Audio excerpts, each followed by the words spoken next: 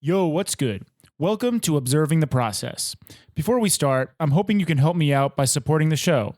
You can rate and review it on iTunes, Stitcher, or wherever you listen. You can share it with your friends, you can blog about it, or discuss it on your own podcast. If you're watching on YouTube, you can subscribe to my channel and like this video, or you can support it directly. You can do this by going to my website. I'll leave a link in the description. Thank you for supporting the show. Listeners like you make it possible. Today on the show, I had Charlie Lanceplaine. Charlie has been in Shanghai for over 10 years now and is finally calling it quits. He's moving to Amsterdam. On this episode, we caught up and shared some stories we missed the first time he was on the show. We're going to miss you, bud. Please give it up for Charlie Lanceplaine. In the land of China, people hardly got nothing at all. No possessions? And in China, they never go to church. No religion too? Or do magic. Well, it's easy if you try. 3, 2, 1. Okay, we're live. Charlie, how are you doing? I'm good, dude. Thanks for bringing me back. Of course, you are the first guest to make a comeback. That's not true, Eric. Oh, Eric, yeah, but he requested like that we redo the episode. Actually, Oh, okay. that's the reason why. Oh. Yeah. So you're the first official guest to have episode number 2 in the books. I didn't request to be back. Yeah, you requested me. No, I'm kidding. I wanted Of course, I requested you. It's a big deal. It's coming to an end. A chapter is ending. 12 years in Shanghai. Is that right? 12? It is 12 years. Yeah, it's been 12 years on October 1st. October 1st. Wow. Yeah. October. That's crazy, man. And the last we talked, it was Japan was going to be the next move. Yeah. Well, things got pushed back on that front. So instead, I'm relocating to Amsterdam. Right. So what made you choose Amsterdam? Like, I know you took like a little vacation there, and was that like a scouting for it? Like maybe I'd move there? Yeah, it was. So plan A was Japan, and then I always had a plan B. I was like, well, maybe Hong Kong, but things in Hong Kong right now, well, it's not looking great. So, and then this summer I went to Amsterdam for a week and really fell in love with the city. It really had. I found this vibe that Shanghai used to have of like very free and fun, and it just felt mellow. And thanks to Brexit, actually, a lot of companies are leaving the UK and moving to Amsterdam. So that's interesting because like, I've learned that Belgium has a big part in the European government, and I didn't really understand that before, but it's interesting that that's happening now. But Amsterdam is the Netherlands, though. Really? I know they're, I know they're very different, but they're bordering, from what I learned, it seems like Belgium is, what would you call it? Not the capital. Is it the capital? Brussels. Actually, Brussels is the capital of the EU. The EU. That's what we're getting European at. Union. Yeah. Right. So I guess that like drives incentive to be over there, or not necessarily Brussels, but Amsterdam. And Europe is small. You can go, you can travel around pretty quickly, and it's going to be exciting to just see something new, see something different. Definitely. I mean, what do you expect? Like, you've been in China for so long, dude. I don't know. I'm probably going to get like a reverse culture shock. A little bit of a reverse culture shock. It's going to have to happen a little bit. Like I never lived in a big city in Europe, or I've actually never worked in Europe, so. That's another thing. That's something that I've thought of is like, I almost have a little bit of an anxiety to move back to America because I've never lived my adult life in America. Like I've never had a career over there. So I don't know what the company culture would be like. And apparently things are so much more sensitive in these Western cultures when it comes to like in a workplace environment. Yeah. I think you say the wrong thing, you can get in trouble. Exactly. Like that dude at Netflix, he said some word. The story is like he said some word basically condemning someone who had said a word, like he said like the N word or just something like you shouldn't say. Yeah. And just in like a company meeting, just by saying that you shouldn't say it because he actually used the word, he got fired. What? Because he said the word when he was trying to explain that you shouldn't use this word. That's ridiculous. So this is just like an example of how intense stuff has gotten. Yeah, I don't know. I'll find out. Well, I guess luckily you work under your own brand. You have your own company. Yeah, so exactly. you don't have the problems of dealing with company or big corporate culture. That's very true. That's true. Yeah, and but you will have clients, I guess. So you're trying to open up an office there. Yeah, pretty much. Yeah. We're just trying to expand more on the European market. Yeah. So I mean, Japan is still happening, but it's just got delayed a little bit, and I didn't feel like spending another 6 months to a year here. I was like, I really need a change. Yeah, just change. Shanghai 6 is done. It's gonna be released. I'm like, I need to do something new, you know, just for my own sanity. Definitely. And you'll take a little break in France, right? Yeah, I'll have a month. Kind of a month in France. Well, I'm going to do a bit of traveling next month. I'm going to meet up with Christian and Christine. Cool. My partners at Push. We're going to go to some sort of, not a trade show, but a advertising festival in Berlin. So, going to try to start meeting people. I've never been to Berlin. Me neither. Wow. Yeah. That'll be a good one. I've seen more places in Asia than I've seen in Europe. So. Really? Yeah. I mean, I guess it makes complete sense. You've been here for like 12 years. Exactly. Yeah. Damn. You know, when I moved here, I was just a broke student when I left. So, you know, I couldn't really travel much. Right. But I guess we could talk about traveling, like, because we did one episode before and we touched upon maybe like your highlights, but we could talk more about specific, you know, experiences and travels that you've done. So you sent me over some photos. I think we could break them out and kind of start. The first one was, I think, maybe Japan. You sent something. What is this island? Oh yeah, that's an island in off the coast of Japan in Nagasaki. Right by, it's 20 kilometers away from Nagasaki. It's called Gunkajima Island. It's which means the fortress island, battleship island in Japan. It looks like Alcatraz. If I was it is. to like, Actually, it was used in James Bond Skyfall. I don't know if you've seen that one. I mean, I've seen a bunch of James Bonds. Yeah, I don't know if I've seen it's the Skyfall. one with well, they end up on this island actually. Really? And I forgot the name of the Spanish actor who plays the bad guy, but they end up on that island, and well, they use parts of it, and then the rest was a set. And when I saw that, I was like, "Oh, I want to go there." So I that's what like going weird places. So yeah. that's one of the ones. And I just read actually right now you can't go on the island anymore because of the typhoon. Oh shit! So they shut down the. What was the inspiration to go there exactly? Like for a photo project, or did you do video? Yeah, it was just like we're doing a road trip. I mean, in the south of Japan with my girlfriend and some friends, and we were like, let's go out there, Nagasaki. I want to see that place. That seems, and they had cheap tickets to go from Shanghai to Nagasaki, so it felt like a good place to go. And I always like to see those sort of weird places where people kind of fucked it up, or just left in decay. I always find it quite fascinating. And left in decay, like kind of just abandoned. Yeah, exactly, because that island was just a coal mining a coal mining island with 5,000 people living on there. It was just like maybe 500 meters long and 300 meters wide. It's a tiny, it's a speck. It's a rock where people used to live. And then in the 70s, they shut it down and just left it as is. Yeah, there's one of those islands very off the coast of Shanghai, actually. Oh, yeah. My girlfriend Fulton has been there. She shot some photos. And I think even Push did some we did some stuff there with North Face a while ago. Yeah, right. I forgot about that island. It's trippy. It is trippy because the plants just within only like 30 or 20 years, it looks like it's completely taken back by nature. Yeah, totally. Which is pretty insane to think about. Even like a dystopian future, imagine of like Shanghai, it would only take like 30 or 40 years before the city would just be like completely different and like taken back by nature. Totally. Yeah, it's a jungle. It is trippy. Yeah, it looks like when you see renders of like New York abandoned after 30 years. So that movie, I Am Legend. That's what was in my head as I'm like, because I Am Legend, I guess, takes place in New York probably, and or maybe just some fictional dystopian. I think it is New York. Yeah.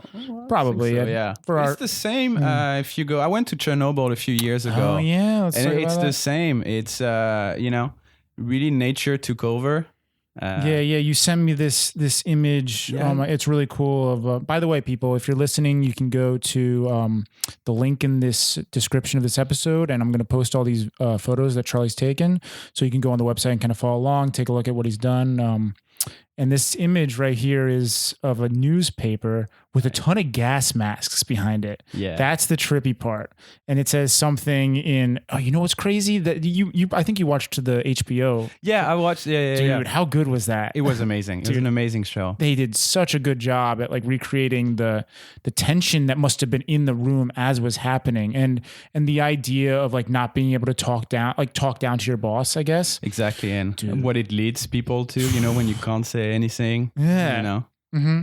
Not pointing the finger, but no, but it also speaks to another book that I think I mentioned this book, Outliers. I don't know if you've heard of this by I've heard about it. There's one example of with Korean airline pilots, and the reason that there was a lot of crashes actually is because in Korean culture, you're not allowed to address a higher up in a certain way, and you kind of need to, assert a little bit of like in urgency in a situation when you're a pilot and you're talking to like base station. Like, we have to do this, and apparently in the Korean language, like it's just so you just can't like it's so ingrained in the way that they act. Like you can't talk down to your person. So crashes were actually happening at like an outlier rate. That's the name of the book. It looks at these situations that are so different. And when they started forcing pilots to speak in English, it stopped all of a sudden. The problem went away. Barrier, so. Exactly. Yeah, makes sense. Yeah. Yeah. So anyways, we started talking about this because of Chernobyl. Yeah. What drove you to go to Chernobyl? Like, what was that like? I think it was always, weirdly enough, like a dream. When I was a kid, I remember seeing articles about this, and I was like, "What is this place?" I remember I was like 8 or 10 years old, and I was in some sort of edgy magazine my big brother had. It was one of those magazines that always do articles about crazy places, rock and roll. Sure. And I just saw that. And I was like, "Whoa, that's an interest. That's a weird place, And it was always in the back of my mind. I was like, someday I'd love to go and visit it. And one day we were doing a road trip with Patrick Wallner. Sure. And some other friends in Eastern Europe. And we decided to meet up in Kyiv. It was like, well, let's go to Kyiv and might as well go to Chernobyl. It's like 2 hours drive from the capital city of Ukraine. So we're like, yeah, let's go for a day, because you have tours now. It's become this touristic attraction. So it was like 4 or 5 years ago we went there, and it's kind of it's a weird trip. I always love going to weird places, like I said earlier, and just seeing how badly human can fuck up, or So you like observing kind of the worst case scenario, maybe. I guess, yeah. I like to know. Yeah, I'd like to understand that. Yeah, I'd like to understand it, and I was quite taken aback by how, when you get into the city, how it was definitely left in a hurry, and and now nature has really took over everything. Like it's when you were there, were you there with a tour guide or? Yeah. And do they have like radiation? No, they didn't have the Geiger counter. Yeah, I wanted. I was like, just to see what's going on, because in the show they really play up how cool it is to have one of those things, and show like you can kind of point it at certain objects and it would have higher radiation than others. And I'm sure all the animals that are out there have a ton of radiation within them. And it must have been just like, oh man. Probably, but we're getting checked on the way out of there. So you do have like a little maybe physical examination? They check you. You go through like radiation detectors, and our bus as well goes through some big Geiger counter thing. And actually our bus got stuck because he drove in some mud that was really radioactive, and so for like 20 minutes they were trying to figure out what's going on, and then they went and washed off the wheels, and then it was fine. Oh wow! It's just the mud, and because you can't take anything out of there. Oh, so maybe they're doing like an inspection to make sure you didn't like steal anything, exactly, take anything, because like something radioactive on the bus right now. Who is it? Who did it? I know. Actually, we brought our skateboards there. I wanted to try to get a photo, and they wouldn't let us skate there. Damn. Fair enough. Sick. If you get cut on the concrete. Oh shit! Well, I don't know what. I don't know how radiation works exactly. It's just such a foreign concept to me. Like, if you get cut with something that has radiation on it, it's more potent in your blood or something? Or I actually would like to know about that. But I understand. I don't want to take any risks. Right. Better be safe than sorry. Exactly. Having those fucking skaters trying to do a kickflip for a photo. Yeah. So speaking of photos, I guess I know you're working on a series called Commute. Is this a photo project? I've been working on that actually pretty much since I got a photo camera 7 years ago. I started it when I started shooting photos in Bhutan, actually. And then I sort of came up with this idea of, I always like to shoot people when they're in transit or going places, whether it's in the subway or walking on the street. So, so I've been like capturing sort of similar shots like that all around the world through the travels in the past 7-8 years. Okay. And it's kind of like it's sort of this lifelong project I have in mind. I want to, Just capture, keep capturing. just keep capturing the world, the people around, like going places, whether it's on their scooters or with their donkeys in Africa or in a subway in Tokyo. Well, speaking of commute, I just saw you got a Volcom pick of the week or something. Oh yeah, I did. For what's a commute photo, I would say. Some dude pushing down the street on a skateboard. Exactly. I've always liked that photo. Top down, Hong Kong street, neon lights. You shot that during your in the Kong project. It was a bit before that. It was when I was, the dudes at Victoria, the brand called Victoria. I do. I really Piet like and that those guys. brand, and I think it's super underrated. The graphics they make and the design they do. It's quite good. I know, yeah. I really back it. And they were just starting it back then. And I was in Hong Kong for a visa run for a week or so. And then, with Piet, I was like, well, let's make a little video. Let's make something. I'm bored right now. I don't have anything going on. Let's do a little short clip, whatever. And so we shot around the city. And then that was one of the shots in the video. And I took a photo of it too. I was kind of like hanging right by the edge of 22nd floor rooftop. Yeah. And now I was really hyped on that photo when I saw it. I was like, oh, that's still one of my favorite. Dude, yeah, it's dope. Makes for a good wall piece.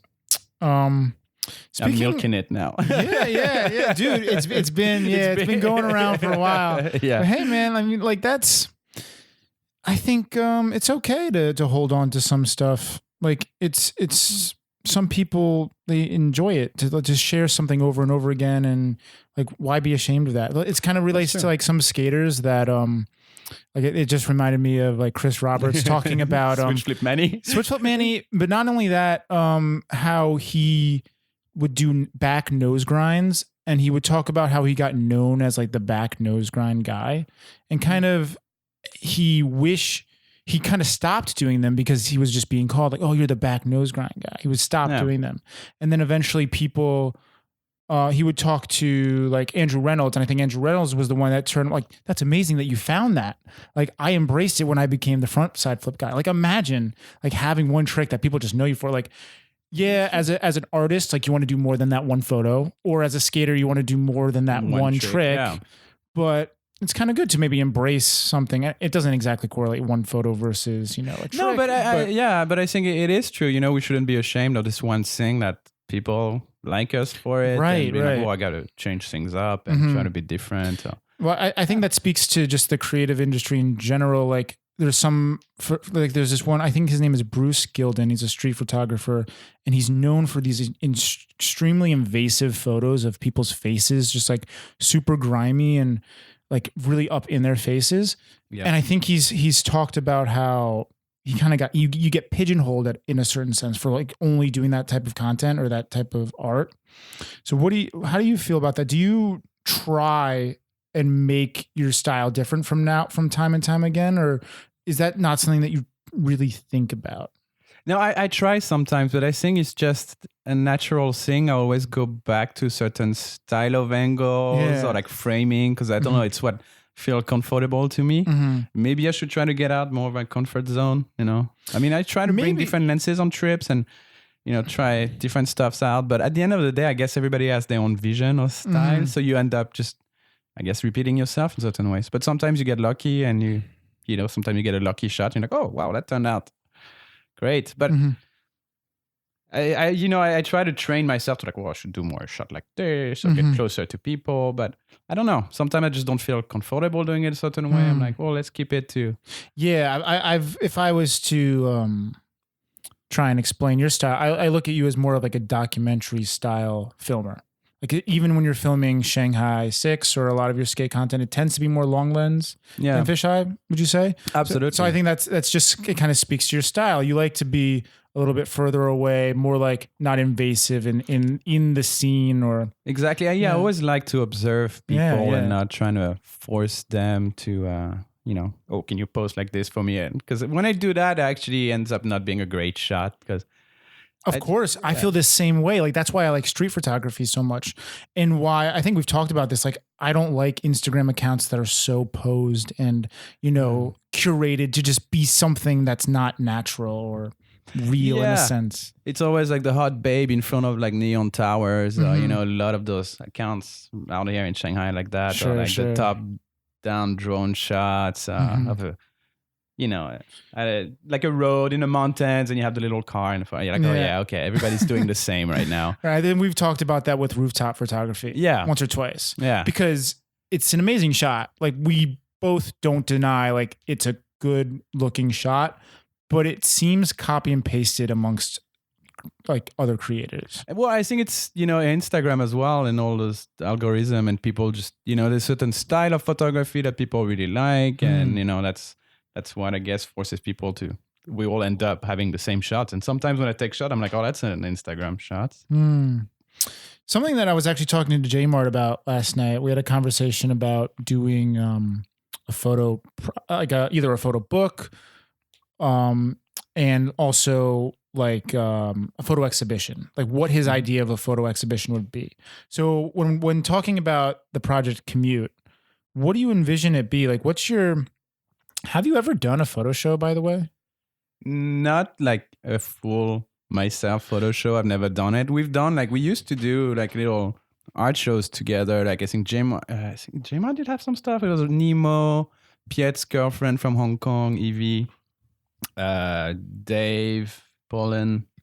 We did like a little art show at Fly like a few years ago. Fly is a skate shop, and I've been participating in some of the small shows, but never like a full thing of myself. But I was thinking about it quite recently of how would I articulate that first sort of exhibition of Commute, and I was thinking about doing during time of the day. So at 6 a.m. in Tokyo, it's somebody, or 7 a.m, it's somebody in a crammed subway. And then I have those photos of like soldiers in Ethiopia at 6 a.m, walking down. So it's like sort of compare places. Like, okay, well, in Japan, it's like this. In Ethiopia, it's like this. Time by in time, Bhutan. yeah. I think that could be kind of an interesting way to show how the world is different. Definitely. I'm still working on it, the concept, and thinking about it. I don't even know where I'm going to do an exhibition, but it's coming more and more into fruition in my mind. It's like, okay, I think I have enough photos now. Yeah, because J-Mart and I were talking, and we kind of feel like it's really simple just to do photos on a wall. And it can get kind of boring. Like even it just feels like the same thing over and over again by different artists, just putting photos on a wall. But trying to go in a little bit of a different, like maybe having another artist there that does like another medium or something, or like a weird example is like if you're looking at a photo that's on the beach and you put sand in front of it and you could stand in the sand, and like not exactly that idea, no, but that's just the most basic idea, a way like to think outside of the box from doing just photos on a wall. Like, I think that has probably been done 100 times, even that idea, but like something beyond just photos on a wall. Like how do you create a different experience beyond just a photo gallery? I don't know. Yeah, it's true, because are you just doing a best of your greatest shots put on the wall, but there's no connection in between everything? What's the thread? How do you connect all the stories and everything? So that's why I was thinking about going with the sort of a timeline. Sure, yeah, that's 24 hours in a day. Good direction. And another thing that we talked about that I think was interesting is like, as photographers, we sit on like mountains of photos that will never see the day of light. Dude, I know. So, and I think actually what's funny is Facebook used to be a good place to put those photos. Like when, like in the late 2000s, I could put like almost anything I wanted up there and my close friends would see it, and it really worked. But then people stopped using Facebook and now we use Instagram, and you really only want to put up like your highlights on your feed. You don't want to put up a whole bunch of nonsense. So I've been like playing around with like, what do I do with these like hundreds of photos? Like there's like, let's just say I have 1,000 photos, 100 of them like are worthy of just somehow being used, but I only use really 10 of them to put on Instagram, or like, that's just like a breakdown roughly of, I think, like the amount that I actually use. What do you think? Like, how can we use the photos that we sit on? Cause they never see the light of day. And it just seems to me such a shame for them to just sit in a hard drive. And I think I like what do you follow that dude Greg for a day? On Instagram. Greg for a day. Yeah. No, I never heard of that. I think his name is Greg Girard. And he's Canadian guy, has been living in Asia for the past 40 years. And he shoots like a lot of street photographies or just buildings, but in Hong Kong in the 70s or Tokyo in the 80s. And he has all those very, street photography photo style, and it's really cool to see like 40 years later, like, oh, that's how it used to look like. And he's posting like every day, he posts like 1 or 2 photos, and it's kind of a bit of an historian work in a way. When you see his stuff, it's like, oh, that's how Shanghai used to look like in the 80s. So I think in a way, because we're in such a society where we have to like release everything now, I need to get my fix on likes right now. I think we should think about the more of a lifelong project. It's like, well, maybe with all of that, I've captured some moments, some part of history at a certain time, a capsule of time, a moment in time. You actually just got me really excited to think about like right now, this hard drive of thousands, maybe tens of thousands photos I have are not worth much today. But in 20 or 30 years, every single one of those photos, no matter how mundane they are, will be worth something. Exactly. Because it truly documents a time in our history and just history of the world, whatever, that you can't find in the future. Because like not that many people took the time to organize and make sure they have everything. Yeah. Do you take a lot of time to organize your photos, like have a good record and catalog? And I try to. I really try to every time I save photos. Sorry. Every time I save photos, I always put it like, okay, which months, which location, and then just. Do you use a standard hard drive or do you use a software or? No, I just drop it on a hard drive, kind of like what I would do with video editing. Right. Yeah, I have a Lacy, like just external hard drive, and I do the years, and then within there I have the months, and then within the months, I just have like the experience. So not necessarily the date or like if it's a roll of film, I just say like roll like mid-December, like some highlight from the roll or something. Yeah. For photography, I'll just kind of put again like the highlight of the experience and try and understand, but I still don't feel it's not like a searchable database, which is it's a little bit frustrating. And J Martin and I were talking about like how can we really use some type like searchable, like I don't know. That's true, yeah, because you always have to think like, oh wait, which year was that? Okay, 2013, was it April, May? You always have to dig through. I don't know, maybe Lightroom has some functions, because I feel I could be using Lightroom to a much bigger extent. We have to ask actual real professionals. How do you actually do a real good job? Exactly. Yeah. There's no shame in asking. No, there's no shame in asking at all. But that actually got me inspired. Imagine how cool it would be if there was like this is where AI could come in super handy. Because even right now on your phone, it can detect like if there's a dog in the photo, it can detect like skyline, and it kind of is already like your phone itself is cataloging your images. Yeah, that's true. So you can search through that. Yeah, it's probably going to evolve that way. Yeah, and you can somehow put that into like Lightroom and be able to search through that. Maybe iPhoto does it. I don't know. Maybe I never use it. Yeah, iPhoto does do it. You know what? Did we ever talk about? You went to Indonesia, and did you see the Komodo dragons? No, I never been out. You didn't do the trip. No, I went to Indonesia. Well, I lived in Indonesia. Yeah, but I lived in. No. Yeah, just for a few months, like back in 2008. I think we talked about it. No. Even if we did, I forget. So tell again. Yeah, no, I lived, so it was right before the Olympics. I was just 20, 21, and I was working on a business visa, and cops came to my old job and, rounded up everyone. Okay, and I vaguely remember you telling me that. Yeah. And then I got interrogated for 24 hours. And then my company was like, well, you can't stay working in an office here, but we have a little operation in Indonesia, in Surabaya. So they sent me there for like 3 months. Surabaya. Yeah. But and I traveled quite a lot in Indonesia, but never been out to the Komodo. So you lived there for 3 months? Yeah. Dude, Surabaya is kind of bumblefuck. It's like in the middle of, not in the middle of nowhere, but it's like, yeah, it's pretty good. To my recollection, it's East Java. Yeah. Right? Yeah. So it's like, you're pretty close to Bali. Super close, like 25 minutes by plane to Bali. Yeah. Right next super close, like a boat ride away. Yeah. It's in a strange part. Well, for people who don't know, Indonesia is 95% Muslim and 5% Hindi. And the Hindi part is Bali. So the rest of Indonesia is actually Muslim. So it's like, and then small pockets of Chinese Indonesians who are Christian. A lot. I mean, Really? yeah, Huh. Chinese Indonesians are prominently Christians, and then you have other smaller ethnicities. Oh, who I are didn't know that. Christians. Did you make friends over there? Like, what Yeah, was it the was job cool. that you were doing? And Yeah, I mean, I was still doing the email saying, customer service, but different place. oh my I god. really wanted to keep that job. And it was cool. It was interesting because during the day, I feel I might have talked about that, but yeah, during the day I was working with Chinese Indonesians, and at night I was skating with like Muslim skaters. So I got to see like the two sides of society Yeah. and how they don't necessarily see eye to eye. Yeah, A lot of definitely. things. But that was interesting. That was actually a pretty eye-opening trip. I'm like, okay, that's how some societies work.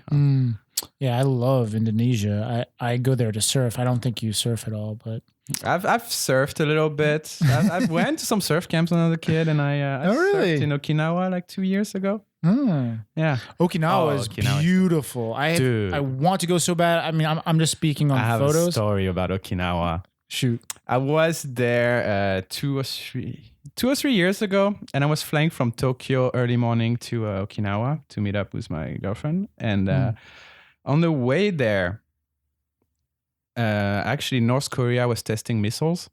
Oh, shit. While I was in the air, and it tested the missile, but I didn't know at the time, because when we start landing towards Okinawa, we get escorted by like 2 F-15 like jet fighter planes. No way. Yeah.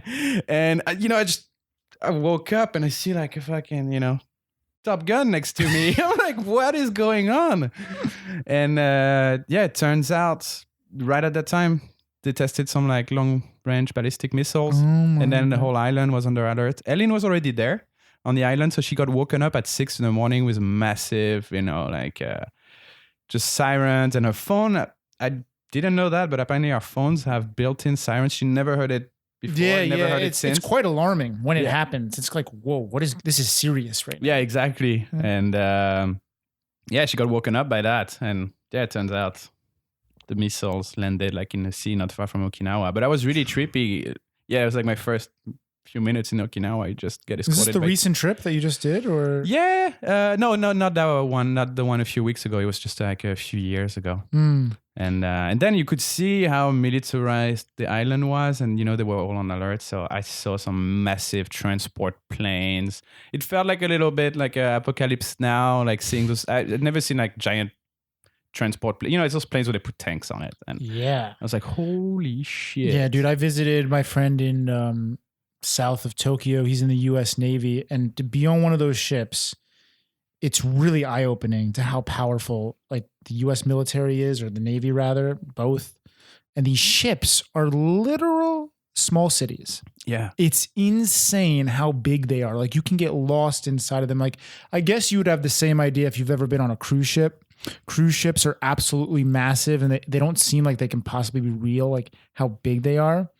So then, yeah, man, to see that in Okinawa when you were there and being escorted by these 115s? I guess F-15 or F-16. Whatever. I'm not sure which model they were, but some crazy fighter jet. yeah, exactly. It's funny because I could see clearly into the pilot's cockpit, and when they were about to land, the guys did the sort of salute, like, and then it just flew Oh my away. god, I was like, that's so holy badass. Dude, that's wild.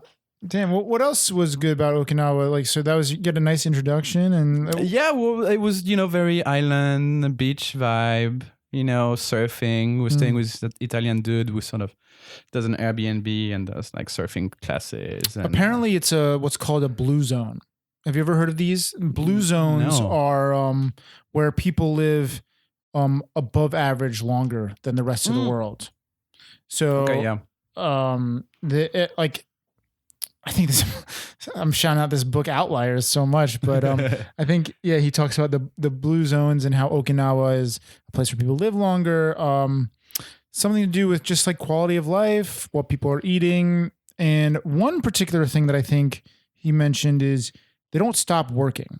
You don't retire. If you want to live longer, you actually want to keep working longer. You have more value and purpose. And it doesn't necessarily mean like you're working as hard as you were like in the prime of like your mid 30s or 40s, but you continue to want to have value in this world. You don't just like retire. And that's something that I think is so cool about Asian culture in general, I think really has that. They don't value retiring as much as Americans do. What do you think? That's true. And I think that's definitely why they live longer, because studies have been done on that if you stopped working and stop being active, because a lot of people in the West, old people, they just stop working and then they stop seeing people and just stay at home and they just sort of they die. Right. And it's very grim. Fucking sad. Yeah, but it is true. And if you don't stay active, you're just not. Your brain is a muscle. So if you don't train it, it's just gonna. That's why you get dementia pretty early on, and a lot of people just die a few years after retirement just because they don't stay active. Right. Whereas here, if you look at all the IEs, like at 6 a.m, they're out doing their gyms and super active all the time, dancing at night, very sort of a social life. Exactly. And then you even have like grandpas and grandmas on bikes, like biking their kids around to school, and it's just like. It becomes so commonplace when I see it day after day living here. But I think when I first moved here, I was really surprised when you contrast, like if I saw some grandpa in his 70s in America riding a bike, I'd be like, are you good? Like, are you lost? Right? Do you need help, mate? I know that's so it's true. It's so different than the way that people like kind of live here and just kind of keep going. And yeah, I really admire it. Yeah, it's what my mom does. She actually, every day she goes swimming. She's 68, 69 now, and every day she goes swimming and does yoga and like super active or walking. She's always like doing stuff. I have a feeling she's gonna live long. All right, hell yeah, dude. Yeah, all right. Yeah, and that must be nice active. too. You know what? There's something that like everyone experiences as an expat and don't talk about that much is like we're away from our families. That's true. For so long. I'm going to spend at least like a month back home in January, I think, and just live with the family and kind of, just chill for a bit. And I guess you're going to be able to do the same thing. Like when's the last time you spent, I guess you. Yeah, this summer actually. You kind of do that. Maybe it's something you value, but I think a lot of expats, they don't have time. Yeah. You have like 2 weeks holidays and you're like, well, I'm gonna fuck off to Bali or somewhere. Yeah, what am I gonna do? Go back home? Exactly. With the family? Yeah, I've actually spent. I think it was like 2011, 2012. Spent 2 years without going home. Say that again. 2011, 2012. I've spent those 2 years without going home. Wow, 2 years. Yeah, 2 years, and I was like, whoa, that's a bit. That's long. heavy. That's heavy. Yeah, for me, I've gone home every summer and every Christmas. So I've been, I guess, fortunate enough to do that. But I don't know. I think I would go a little crazy if I didn't leave. I mean, you must have been traveling, though, a bunch, too. Yeah. Like, getting in and out of China, kind of, yeah. Yeah, I was traveling a lot then. Yeah, really a lot. So didn't feel too bad. But I guess after 2 years, like, whoa. Time flies. Jesus Christ. And I mean, I guess it's one of the reasons as well, going back to Europe right now. It's kind of like, I want to be closer to home. Parents are getting older. Yeah, speaking of your home, you told me once, like, you're in an interesting part. Oh, yeah, this is kind of what I wanted to talk about. You're in an interesting part of France. You live close to... Oh, man, I'm going to sound like an idiot. Not Normandy? Yeah. We live close next to Normandy. Okay, I'm not an idiot. No, you're good. Nailed it. You live close to Normandy, and do they still have like the barricades of like, because the U.S. This is the heroic story. U.S. stormed the beach of Normandy, and you told me once you like to go there and just kind of chill on the beach. And in my hometown, which is a small, tiny village beach town, we still have 2 or 3 bunkers from World War II. That was so crazy. Built by the Germans because they were expecting, obviously invasion. So, I mean, it's they're definitely crumbling now, and it's restricted access. But you can still go and chill on top of it, and it's right on the beach. So it's really nice. I'm glad they're not destroying it. I mean, it does obviously a big bunker. It's not very pretty, but I think it's always a nice trace of history and seeing that, Yeah. And it's all around the coast. It's scattered in France, because they were really, obviously the Germans were expecting an invasion. So yeah, I mean, that's just crazy that do you know how long your family has been in that, like, have they always lived in that area? Like going back in time or?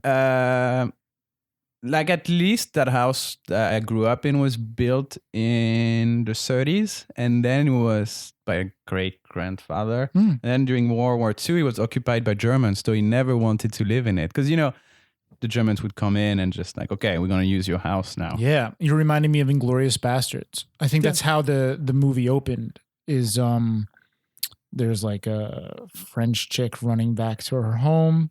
And it's the Jewish kid that's hiding. Yeah, and there's Jews hiding underneath the floorboards. Yeah, and then the Germans come into the French house and they're questioning the father, who's a farmer, and he has notably he produces milk from cows, and he's like they're like drinking like this milk, and it's a really iconic scene. Yeah. That's such a good movie. Such a good scene. Dude, yeah. That actor. Quentin Tarantino? Tarantino did it. Yeah. And I forgot the name of that German, is he Austrian or German actor? The one who plays the Nazi bad guy. I forgot his name. Yeah. He's amazing. I have no idea, but super good actor. He's the WeChat sticker as well. Yeah. It's a bingo. But anyways, getting back a little bit to... we're sidetracking right now. Your home... No, you still your hometown. Yeah. Like... that area, you once mentioned like it's like a lot of the people there are, I don't know if you alcoholics. Yeah, that's true. Racist is what I want to say. Like, yeah, it's true. People are very, they are. And what did you? Small town mentality. Small town mentality. And what did you like when you? I don't know where I'm going with this, but I think it's interesting to go back to like you've lived in a place that's very culturally open. Shanghai, in a sense, it's an international city. Let's put it as simple as that. Going back to somewhere where it's a little more closed-minded, maybe. And what's it like in the hometown? Like when you're going daily life, are you dealing with people that are maybe more closed-minded, or do you think does it affect your daily life? I mean, you get used to it, I guess. So it's just now I try to. I won't say make a point, but when somebody says something really stupid, I try to question them. Like, why do you think so? Yeah, right. Because on the news they say that, and then I always try to explain to them, well, it's because certain things might have happened in history. That's why we have immigrants. So it's like try to understand the bigger picture rather than just hate on them. Because we always hear about the refugees, and I'm like, dude, have you ever talked to a single one of them? And we actually, that's funny because when I was back home this summer, we had a new skate park opening, and I saw this one dude showing up at the opening, and he looked like, Middle Eastern, and had a beard and stuff, and he just showed up with his toy skateboard. He was probably, I would say, early 20s, and and it was his first day on a skateboard, and I kept on seeing him every day for like a week, and the dude was like trying to skate, obviously trying to learn how to skate. And then one day he showed up and he needed help with trying to activate his SIM card. And then we realized like he couldn't really speak English or much French because when you're on a skate session, you're just doing your thing and like, hey, what's up? Or you never really chatted with him, and then realized like, he's from Afghanistan, and he was like one of those refugee kids that's been just sent off to like Brittany, France, with no help whatsoever, or they just get an apartment and give you a flip phone, and it's like, well, you're on your own now. And I don't know, I really took a liking of the guy, and I gave him like a new setup, a board. I was like, I would love to see how we can help out that dude, integrate him into the scene and everything through skateboarding, because you always hear about refugees like, hey, they're coming to steal our jobs, or rape our women, all those sort of stupidities. And I was just like, well, have you ever talked to one? Have you ever met one? And people will know. That's a good point, man. Yeah, and actually, you don't know what those people have been through. It's just like you and me. It's just, they were born like wrong place, wrong time, dude. And they had to leave their home. They don't want to be here, They'd rather be back home, but. It's so true. It's amazing that like we've in a sense won the lottery. You win the lottery when like absolutely before you're even born, like being born in a certain place, a certain race, a certain gender, with a certain family, with their history. No, yeah, exactly. It's incredible. Someone broke this down on some podcast. I can't remember, but it's like, dude, there with 7 billion people to be born in the place that I was born. I'm very privileged. I think I would consider you quite privileged, just where you were born and the opportunities you may have been given. That it's, I think, a true way to help fight, maybe not poverty, but differences among cultures is what you did. Actually, one-on-one helping someone. It's not the easiest way, and it's not it's not the easiest way, and it's not a way a lot of people want to, maybe sign a petition or do something that looks concrete in numbers. But if everyone was able to actually help out just one person and exactly, one person, community based, yeah, exactly. And at the end of the day, we're just a bunch of idiots floating on a rock in space, and we just happen to be lucky enough to be born in good places at a good time. But right, maybe we would have been born in Germany, dude, in the 40s, or you never know. Yeah, it's I think people need to understand that you're lucky to be where you are, so don't be a dick about it. Be understanding to other people. Absolutely. Because if you take people one-on-one, everybody wants the same thing. Just have a good life, have a good time. Don't no matter where they come from.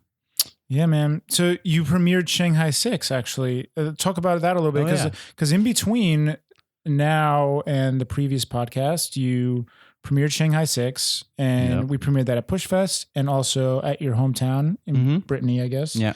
And you guys opened up a skate park. What was that like to show people of your hometown, the stuff you've been doing? It was cool. It was it was cool to show the kids and old friends as well what I've been up to. Saying people had no idea, or it's like, oh, Shanghai.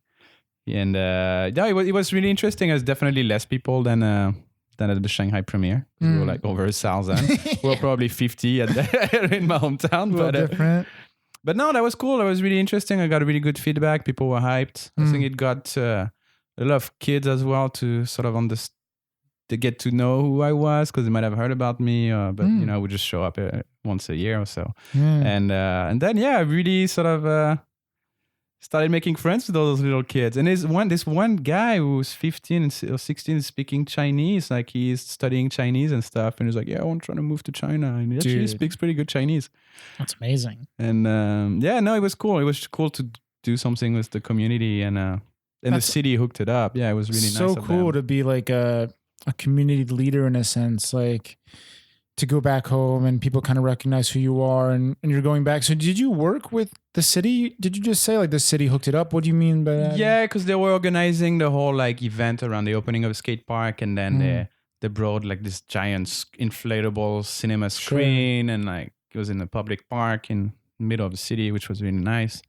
And it was just cool to see, because that city, I used to go there for school and stuff, just 10 kilometers away from my hometown village. And it's always been a bit of a sad place, because shops are closing down, the economy is not great, so there's never much going on. And it's kind of nice seeing people coming together and do something sort of to revitalize the city, just unify the community. Exactly. And it was everybody had a great time, and there's a lot of different people who showed up for the premiere to see, maybe don't even know what skateboarding is. Yeah, quite a lot of non-skateboarders showed up, and it was cool. That's wild. Is out of the 50 people, maybe it was more than 50, but yeah, I'm sure it was more than 50.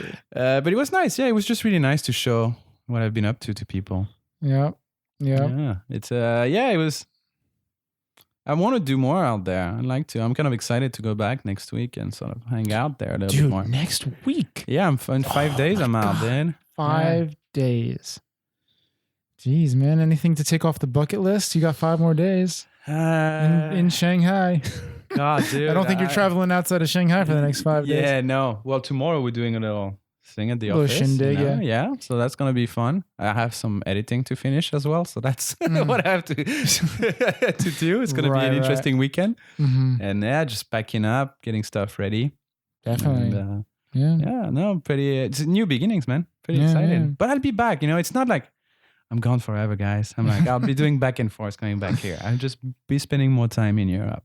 I feel you. You know? Well, what do you say we take a little break, and then when we get back from the break, I have a little surprise for you. It's a new segment on the show. Okay. And so you guys stick around, and we'll be back in about a minute. Yo, I hope you're enjoying the show. I really enjoy making it. However, producing the show takes up a lot of my time and energy. If you're enjoying this episode, it would be awesome if you could take a moment to support the show. You can go to www.shanghaiobserved.com/shop. I have t-shirts, stickers, and some of my original photography up on the store. Buying anything truly helps keep this podcast alive. Thanks a bunch. And now, back to the show. All right, we're back, huh? We're back observing the process. And we are back. And we're back with a new segment. This segment is called Lurking, Instagram Lurking. So I dug super deep, and right now I have a couple photos from your gram. Oh my God. So deep, and we're about to roll through them. So the first one I'm going to have you look at is the first photo you ever took on your Instagram. Oh yeah, that was a great shot. A great shot. It's a shot of a sign. A shot of the sign, and the shot says Chonghua Street West, Luan District, a large estate, community relations, natural disaster, emergency refuge areas. I don't know why I took that shot, to be honest with you. It was just at the time I was not yet into photography. So I was just like, oh yeah, Instagram is this new thing. I didn't know what I was going to go. Yeah, I was looking, these are all back in like 2011, and it's so funny. Like, I'm looking through all your photos, and then at the beginning, it's like everyone, when you go deep into their photos, they all use like the funny filters that Instagram has to offer. As yeah, well. like just so intense on every single type of possible like contrast, or like adding grain or vignette. And so though, after we've finished recording this, I'm gonna go back to my Instagram and delete. Well, don't worry, people. I have them screenshotted, and they'll be up on the blog. No, I'm kidding. I don't care. Dude, no, I think it's cool to just go back and like. Do you have any like memory of like where this was, or like? I think it was in Guangzhou. I think so. We were on a Nike shoot there. I think that's what it was. Some running stuff of football thing. Right. But way back 2011. Yeah. Okay. Was it August 2011? Something. Yeah. It's. I don't know. All I know is 2011. And the second photo I like a lot more. Let's see if you remember this one. Oh my God, Johnny Tang. Johnny Tang all dressed up. Yeah, that was for the intro of that Nike skate video we did a long time ago, Support Your Local. Okay. And we didn't know what to do for the intro, and I just got all the guys to be dressed up, and we sort of did a Mario Kart thing, and just went to the karting place and just filmed some hijinks, and I used that song. Well, that's why that video never really made it online, because we just used crazy songs. You can never get the rights to. Yeah, exactly. Yeah. The Final Countdown was the song we used for the Final Countdown. Yep. And Nike pulled it offline real quick. That was crazy? just starting. I had no idea how that worked. Yeah, but Shane O'Neill has a crazy story about music rights, and he put some part out on the Barracks, and like it was, I don't know if you listened to Shane's 9 Club. Yeah, I did. Do you remember this? Like, he put out a part. And the Barracks, it was like the first time that it was going online, and the Barracks was going to charge money to see this part. Yeah. And $7. There was like a miscommunication, and like Shane's like, yeah, I want this song. And they're like, okay. And they used the song, and the Barracks thought that Shane like had gotten permission. Yeah. And I don't even know what the song was, but apparently he didn't get permission. And then Sony has to pull it down. And it was just this whole thing. And now it's like this mystery part that like you're trying to find online and download. And yeah. I think he had to, because he made quite a bit of money from selling it, but then all the money he made, he had to pay the music rights for it. Something like that happened. Exactly. He had to pay it off. Well, I'm going through it right now. We were just talking about it. Let's give it a little congratulations, Charlie. Well, let's not. I mean, maybe. No, it's looking good. It's looking good, but maybe we should save it for like when it comes out. Exactly. Yeah. Oh, okay. For sure. Well, I don't want to jinx it. Oh, true. All right. So maybe it's looking good. It's looking good. Yeah. Next photo. We got 2 photos, or rather 4 from an era. You can swipe right on these. Oh my God. J-Mart when he had more hair. And skinny Alex Huang. Yeah. You know what's crazy about Alex Huang? Like, I was messaging in the RIPLP group, like trying to buy used stuff, and he hit me up. He's like, yo, I actually have a ton of like cheap trucks you can buy brand new. I'm like, dope. Bought them. I give him my address, and he's like, yo, I used to live there. What? Yeah, you used to live across. Yeah. And he used to live here, and like he's living down in Guangzhou or Shenzhen or something right now. And Is he out of Shanghai? He's out of Shanghai. And he shipped months. me these trucks, and it was just funny that like I somehow connected with a guy and that's what I'm talking about. People like this apartment has history that I talked about this with someone. I can't remember. Benoit. Yeah. Benoit was like the person that I really went deep on the history of this apartment, and somehow connected with someone who lived here like 10 years ago, which is crazy. And he sold me these skateboard trucks. And so this is about Charlie, though. These are your Instagram photos. Tell me about the photos and what we're looking at here.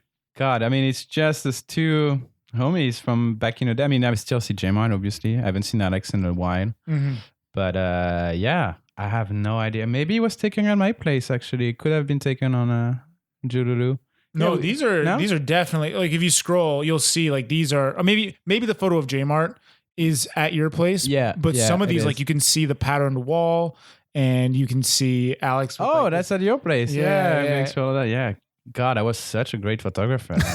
I would just, anything would go. Anything would fucking go. Well, it's funny. Like, people didn't know what Instagram was back then. Yeah, exactly. You didn't like look at it as a portfolio. Like now I treat it somewhat professionally. Like I don't put out nonsense. I'm sure you do the same thing. Like yeah. It's the same. It's like, well, what am I gonna put now? Yeah. You know? Because I think it clicked to me when I started getting jobs of it. I got like hit up a few times by people at Beats. Faye, shout out. She hit me up. She's like, yeah, I like your photos on Instagram. You want to shoot some stuff for us? And sort of that's how it went. That's and I started working with Beats. You know, that's kind of how the relationship started.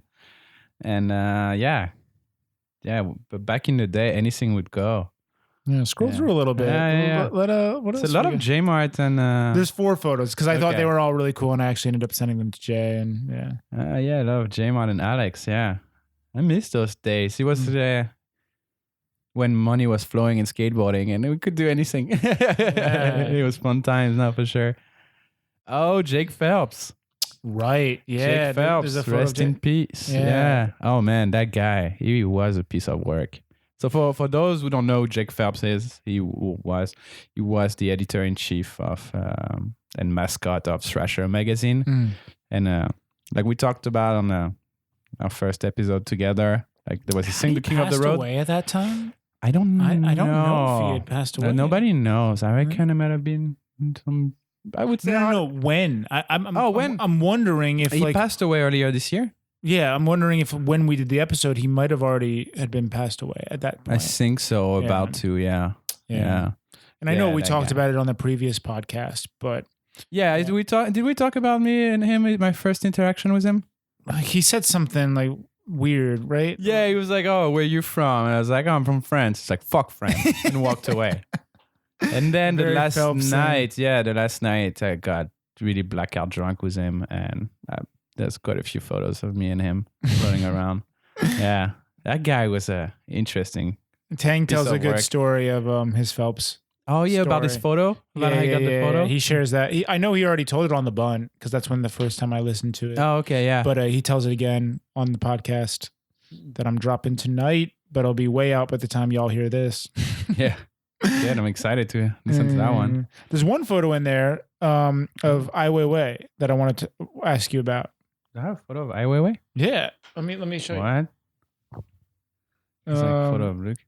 No, that's not Ai Weiwei. That's just a bum. Oh my God, you fucking got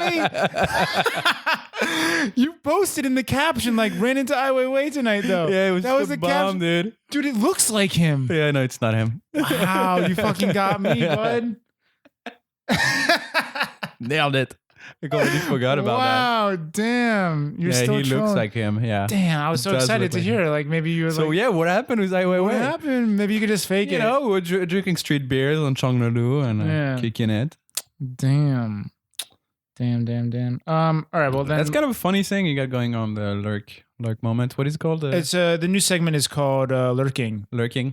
Instagram lurking. Yeah, it's fun. Are you gonna do it with random people as well? Yeah, sure, maybe. Nice. I think it's kind of cool. Like you It breaks jump the ice. Yeah, you jump off of like a photo and can just kind of like. There's so many stories. Like for example, this one right here is like this is the first photo that appears of LP on your feed.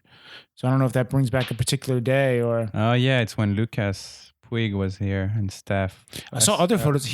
Lucas looked very young. It's crazy. Yeah. How long ago you guys?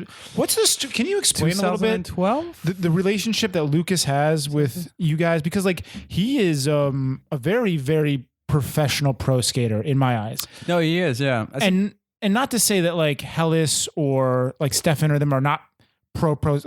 They're not pro skaters. So it's cool to see that Lucas is kind of like mingling with different sects of skating. You know what I mean? Like, yeah, I mean, Stefan and Lucas, they're like childhood friends. They started skating together in Toulouse, France. So okay, so that's the background of that. And both of them were like really up and coming skaters when they were kids in France. Like they won this contest called the Teenage Tour, and they were kind of like, they were the shit when they were kids. And Stefan, I think, lost interest in all of that pretty quickly, but Lucas kept on going, trying to be pro. You know, Steph moved to London when he was quite young, and it is somebody you should get on the show.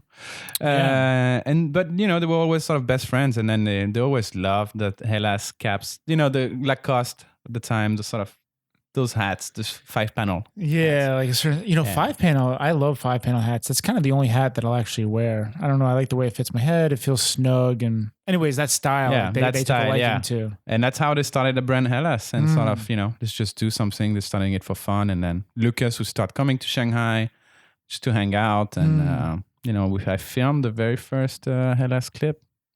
Wow. That's it's probably one of the few Hellas HD clips. Yeah, that's pretty dope. Big things, man. Big things, man. Let's see what else we got in here, because we were just looking at this photo of LP. Baby Calvin. This is the first photo of Calvin. Oh yeah. Why don't you explain to our listeners who Calvin is and his backstory? Because he's been in Shanghai just as long as you have. Almost, yeah. Almost. Yeah. Calvin is the most adorable dog ever. Oh, that sounds corny. But yeah, he's my dog. A Shanghai street dog we adopted 8 years ago. Yeah. Dude, he was so skinny. Now he's such a fat fuck. I'm sorry, Calvin. Love you though. But you adopted him right off the street. He's a street dog. Yeah, well, it was at Ellen found him at some adoption center. You know, she went to one of those meetups where they have dogs. Oh, okay. I thought the story was you picked him up right off the street. Yeah, I landed a tray flip, and then the dog just like gave me a high five. I was like, "You and me, baby. You and me. You coming home tonight." That's the story you were telling me and all the other homies. So I don't know what's going on here. No, I saved him from a bus. We actually just fostered him for a week, and then just took a liking to the little bastard, and then just kept him. Yeah. But he was such a little rascal then. I bet. But yeah, now he's such a lazy old dog. And he's retiring. He's retiring on the beach soon. To France. Oui. Brittany. Oui. He can go play around in the beaches of Normandy. Exactly. Well, actually, more Brittany's better than Normandy. Okay. No, because we have a beef. Oh, really? Brittany and Normandy have a beef, yeah. Yeah, but it's because Calvin's they neutral. have Calvin's neutral. The Mont Saint Michel. I don't know if you ever seen that. It's like a sort of castle on the beach, like on top of a rock, and it's located in Brittany, but it's owned by Normandy. So okay, it's a point of contention. Okay, let it be known. Yeah, you know, I'm just putting it out there. Let it be known. All right. What else we got? Oh God, that photo of me, Brian, Matt Morgan, and Toby when we're wearing wigs. So what happened is, you know Eric Lai, who runs Wandering Magazine. Wandering Mag, shout out. We were flying down for his wedding in Shenzhen, and we showed up like that at his wedding with wigs. So we showed up like a day before the wedding, and then Matt Morgan, who is now the big dog at Vance Pack, came up with the idea of like, yo, let's let's go wig shopping. We went to this weird malls, especially back then in China. You had like a lot of malls with just weird stuff. And we just went wig shopping and we all bought the same wig. And we showed up at the wedding all wearing the same wig. And people came up to us like, are you guys like a band performing? Or are you guys in a band? Dude, because like in the caption, you're like, the band is back together or something. And I was just like, was Charlie in a band? No, I was never in a band, but I forgot about that photo. Yeah. Dude, so funny. I think, Eric thought he was funny. His wife wasn't too Maybe hyped. his wife. It's always a questionable call when you're like interrupting the vibe of someone's wedding, because like the close homie will be down, but then maybe the wife's like, I don't get the joke. I know, yeah. Why are you guys doing this? Because something will be funny. Did Eric live in Shanghai? Yeah, he did for I don't know, 4 or 5 years. I think from like 2008, 2009 till 2013, 14. Yeah. He was working for He's Jeff. always been like close in the skate community, but I've never known him to live in Shanghai. Yeah, he was working for Jeff at first. Jeff Han, Fly Skate Shop. Oh, no way. And then he was handling the skate program at Converse. Right. Someone was telling me that he was the guy at Converse. Damn, my memory is actually quite bad because people have told me that. Yeah, I told you that last episode. That's exactly what you told me. Yeah, and it's coming back. It's fine. All right, we're gonna switch away to my poor memory and look at a photo of Costin. Oh yeah, Costin and Sonny Claraval. Yep. Yeah, it's when I took those guys around for when they were filming for Pretty Sweet. I filmed a few tricks as well in there. Yeah, that's crazy. Costin, yeah. You filmed for Pretty Sweet. No, okay, so no, Pretty Sweet is definitely not my introduction, but girl videos in general, yeah, right, is my introduction to skating in a sense, into like the professional world of the core world of skating. Yeah, right was one of the first videos that I saw. So I think Girl is one of the coolest companies in skating. Yeah, me too. I really do. I grew up adoring their videos. It's always been the biggest inspiration. So what is that like, man? You get to fucking tour Costin around and shoot a video for fucking Pretty Sweet. I was so hyped, dude. I was like, oh my God. Yeah. And it's Costin, Mariano, Eldridge, and Brad Staba. Mm-hmm. It was really funny because they were just talking shit all the time on the bus. And Costin was actually super nice. We played games of skates and it's kind of tripping out. Like, oh, playing a game of skate with Costin. So dope. And no, he was super cool dude. Really, really nice. I thought he would be, I didn't know what to expect. I thought he would be more high maintenance, but yeah, it could be you have no idea what to expect from meeting a pro because like, especially that guy, like growing up, he was the superstar. He was kind of like the Kobe Bryant of skateboarding. Really was. Yeah. And like his intro or teaser rather to Pretty Sweet is him breaking Give me my fucking wallet. Give me my fucking wallet. Like he's like some bum broke into his car and he's like yelling at the bum who like he's accusing of stealing his stuff. And that one video actually marked him as a pretty aggressive person. I know, yeah. It's like, what do you expect when you're going to meet Costin? Like, I don't know what to expect. No, but he was cool. He was really nice. Super nice dude. Yeah, he's Costin. Always going to be legendary for like creating the barracks with Steve Barra and just leaving his mark. So this was in Hong Kong? That was in Shanghai. Oh, Shanghai. Yeah. So Ant was up here on a trip or? Yeah. Because he's like kind of a Hong Kong legend. I don't know about legend, but like he's a staple of Hong Kong at this point for photography. He's always been on and off Hong Kong. I mean, sorry. Yeah, I mean, he's been spending the past 10 years in Asia. I mean, just taking teams around. Yeah, he's another interesting person. Oh, dude, he's funny as hell. Have you ever met him? My show is turning into like a skate podcast. The Joe Club. Yeah. Just start calling it the Joe Club. That'd be too funny. I know, yeah. Oh my God. But I've had dinner with him once when Patrick Wallner was in town and they were on like a little photo session and we went to the old Anthony Bourdain wonton spot, right? Oh yeah. So yeah, I he's busy. I was just a small fish in the pond back then, so I was just kind of happy to be at dinner with the squad. He's funny. It was kind of cool. Yeah, I went, dude, but never room with him. That's what I hear. I've heard this. Well, if you ever get him on the show, you ask him. Yeah, I'll ask him about his I'll have my excessive snoring. I don't want to talk shit. I don't know anything. I just heard the stories. Oh my God. Next up, dude, this one was really cool. This is I don't know what this is. Oh, dude, that was close to SMP. It's like this weird amusement park that was never finished. It was just what had a castle. Dude, it looks like Disneyland on a budget of like dude. 10,000 RMB. Yeah, it was Disneyland on a budget, that thing. But it's cool. And again, people, for you listening, please go. I'll have the link in my description. You can go and look at all these photos as well as Charlie's travels photos, which we're going to jump into after this new lurking segment. But right now we're looking at, it looks like a pink and red, like literally cardboard box kind of. And then maybe someone's trying to skate this 3-stair. So you just like took a trip out there or? Yeah. It was me, Gustav, and Blingo. Blingo is a dude called Henrik Span, Swedish guy who was living here for a few years. And yeah, he was like the spot hunter of Shanghai, him and Jay. And yeah, we just found that spot and we just climbed over. I remember climbing over the fence that day and I fucking like cracked my pants. So I was going up all day, like a massive hole in my crotch. That was a great day. That's cool, man. Yeah, I think, dude, Shanghai's like, honestly, I've come to realize as I get older and not as athletic, I realize like I enjoy spot hunting just as much as skating sometimes.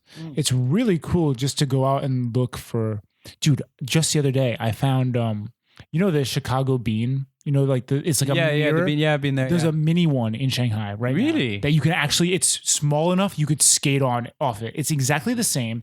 There's a really big section, and then on the other side, it's like a roll into like a ramp. Okay. I'm so excited, dude. I'm gonna put this on me now for people listening. There's going to be a clip out of me skating this by the time this comes out in a couple weeks. Oh, shit. I'm going to do this. I think probably some kid already has a clip on it. I don't know, man. This looks like it just came. Like it looks like it's just been built. It's going to be a clip of you getting arrested. Be like, foreigner trying to skate a bean. Oh, damn it. I don't know. Dude, anyways, I'll show you a photo after the show. Anyways, where I was going. Spot hunting. It's such a cool aspect of skating. I think it's just fun because you get to go to places you've never been in the city or just areas, and you end up seeing cool shit. Just like oh, dude, I'll ride my scooter around for literally hours, listen to a podcast, and be so hyped. Just go straight in one direction I've never gone, and find something. That's what it's just so much fun. Peacock does as well. Peacock is. I would like to have Peacock on the show. But good luck. Yeah, I don't. I'm sure he's been even offered by the 9 Club to be on, and like I don't think he's done it. But how cool would that be if he wanted to be on my show versus the 9 Club? Like that'd be crazy. I mean, you should try. I mean, I asked him before. I was like, "Would you like to be on a 9 Club?" I mean, not that I know the 9 Club guys, but I was like, "Would you do it?" Yeah, would you do it? Yeah, and he was like, "Oh man, I don't know, man." He's a bit shy. He is shy, but. It would be cool, though. It would be cool. Yeah. I feel like I would almost want Tommy there as well. Somehow to like really ignite the conversation. Maybe that's what you should do sometimes, have like 3 people on the I would love to. I really want to have a Jamie. I want to have a Jamie of my show. Yeah. I think it's like... You can have a young J-Mart. Or old J-Mart. Old J-Mart. That would be funny. All right. Let's move on to the next photo. I've never seen this before, and I have no idea. I want you to tell me what's going on with this like skate park thing. Neither have I. I didn't shoot that photo. No, I'm kidding. But it's in your Instagram. No, it's dude, that was a trip. So you know Chongming Island? Yeah, sure. It's the island like close to Shanghai. So 2013, I got a message from because I knew some of the BMX dudes in the scene, and they were like, "Yo, they're opening this skate camp in." On an island, on Chongming Island, off the coast, and they're looking for somebody to make a video, and I was like, "Fuck, I'm down." 5 days skate camps. I mean, BMX camp, even though I don't BMX at all. Sure, that sounds pretty fun. So it was this really rich guy with his rich wife. They started this project. But what happened is during the week of the opening. The wife figured out that her husband was like fucking her best friend. Shit. Yeah. Good Lord. I forgot about this. But a day before the opening, the husband fucking disappeared. Everything went to shit. Everything. Obviously it was raining. Yeah, the photo again. Please go to my site. You can see all these photos. It's a for people who can't go to the site. It's a photo of what's really cool is like there's 2 quarter pipes that are stacked against walls which would be fun, but like there's no run up. It's for BMX, you know, so you can just pump. Yeah, you could pump.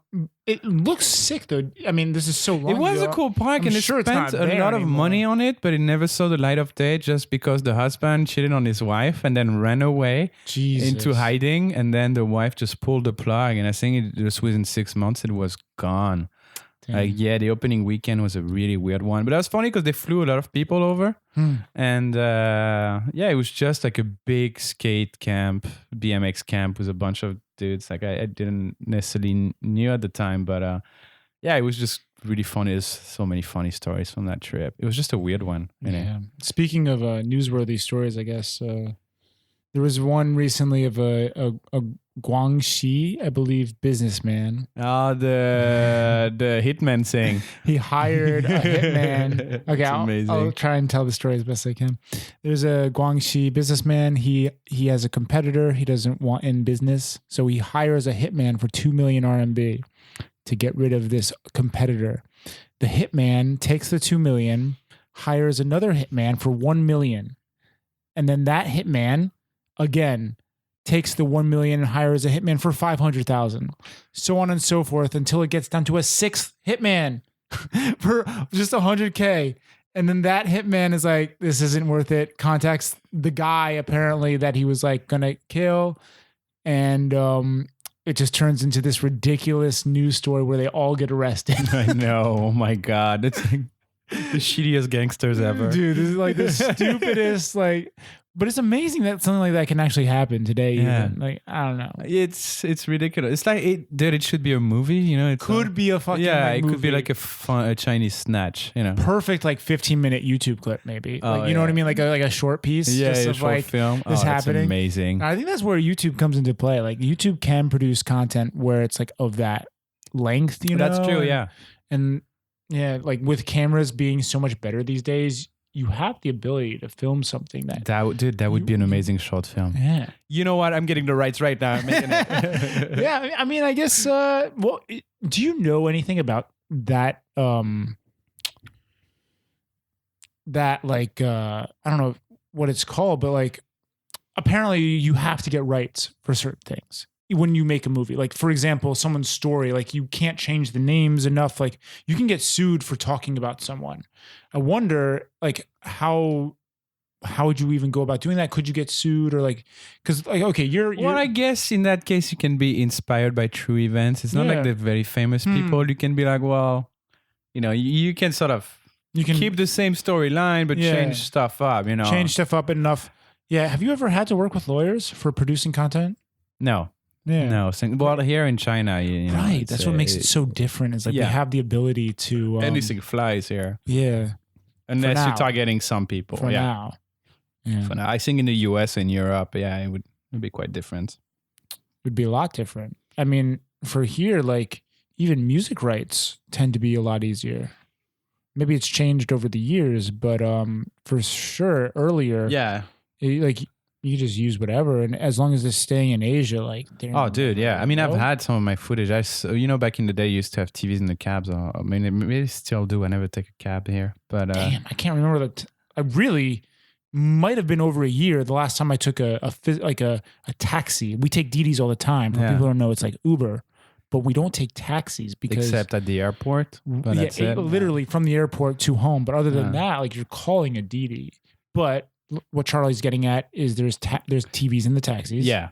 And I remember one day I saw like there was this montage for Yoku, sort of quick edit ad, and Yoku is like the Chinese YouTube, and I saw like some shots of a video I did, one of the Factory 5 video. Factory 5 is like dudes who make bicycles, like, and some shots of the video I did was in there. In a montage, and I was just like, "What the fuck?" I mean, obviously you can't do anything about it. What am I gonna do? Yeah, what are you gonna do? They Yeah. just literally took your video though. Yeah. Right off the street. Exactly, and it definitely was my shot. Yeah, That's crazy. it's like, God damn it. But at the same time, if they couldn't have done that, I'm sure there's a lot of stuff that like you're happy you could get away with as a filmmaker. You know Yeah. what I mean? Oh yeah. Yeah. So like Oh yeah. take your losses. take your exactly. wins. Yeah, choose your battles. no, you know. no one's fighting that. All right, we're almost done with the segment lurking, and I got 2 more photos. This is one photo that I'm going to show Charlie right now. That's the Pringles guy, right? Yeah, Isn't this he? is Yeah. right now we're looking at a photo of Charlie with the Pringles guy, which is so random because Pringles is not like a. I mean, sure we have Pringles in China, but like. It was at a music festival in Beijing, and I think it was right off the bat of the King of the Road. Because if you zoom in on the photo, I see King of Dunes on the shirt. No, but look at my hair. I had black, long, straight hair. Oh my God, this is the beanie. Yeah, the beanie that's been hiding my haircut for a few months until I could cut them off. Oh my God. Yeah, tell people that. I think we might have told them the last one. I think so. Yeah, I mean, I had like one of those Bruce Lee bowl cut haircut. Dude, this hair. I'll find the photo. I'm gonna post it. I got it here. I can hook you up. Yeah. So, dude, this shit looks photoshopped. How amazing! I know. A lot of people thought it was a wig. Wig is a better explanation. It's incredible how good job actually. Whoever did that, they did a good job. It was in the middle of nowhere in Henan, somewhere like in a village, and they spent 3 hours doing it. The worst thing is that it was like permanently dyed, which I didn't know. I think the guys did it on purpose to me. I just thought, I was like, well, it's going to go away in a few days. That's fine. Dude, I mean, like, it must have been a little annoying at the time, but how funny of a story is it now? To look I mean, I back didn't know at the time, it's only like a few months, a few weeks later, I was like, holy shit, it's still black. Fuck you guys. So what'd you have to do? You had to fully grow it all out, right? Yeah, it's what I did because I wanted to shave my head, but then Ellen was like, don't shave your head. Yeah. It's like, ugh. Okay. You have to grow out enough to exactly eventually get your natural hair color back in. And actually, I had to redo a passport right around that time. So the previous passport photo, I had this hair, this dyed black hair. Like, motherfucker. Jesus. Wow. All right. Well, that's the story of Pringles in Beijing. Charlie's hiding the hair behind it. But yeah, that was a music festival, and I think Pringles was a sponsor. Yeah, just a cheeky little photo. All right. Now, the last photo from Instagram Lurk, we're beyond the cringe. We're into something cool.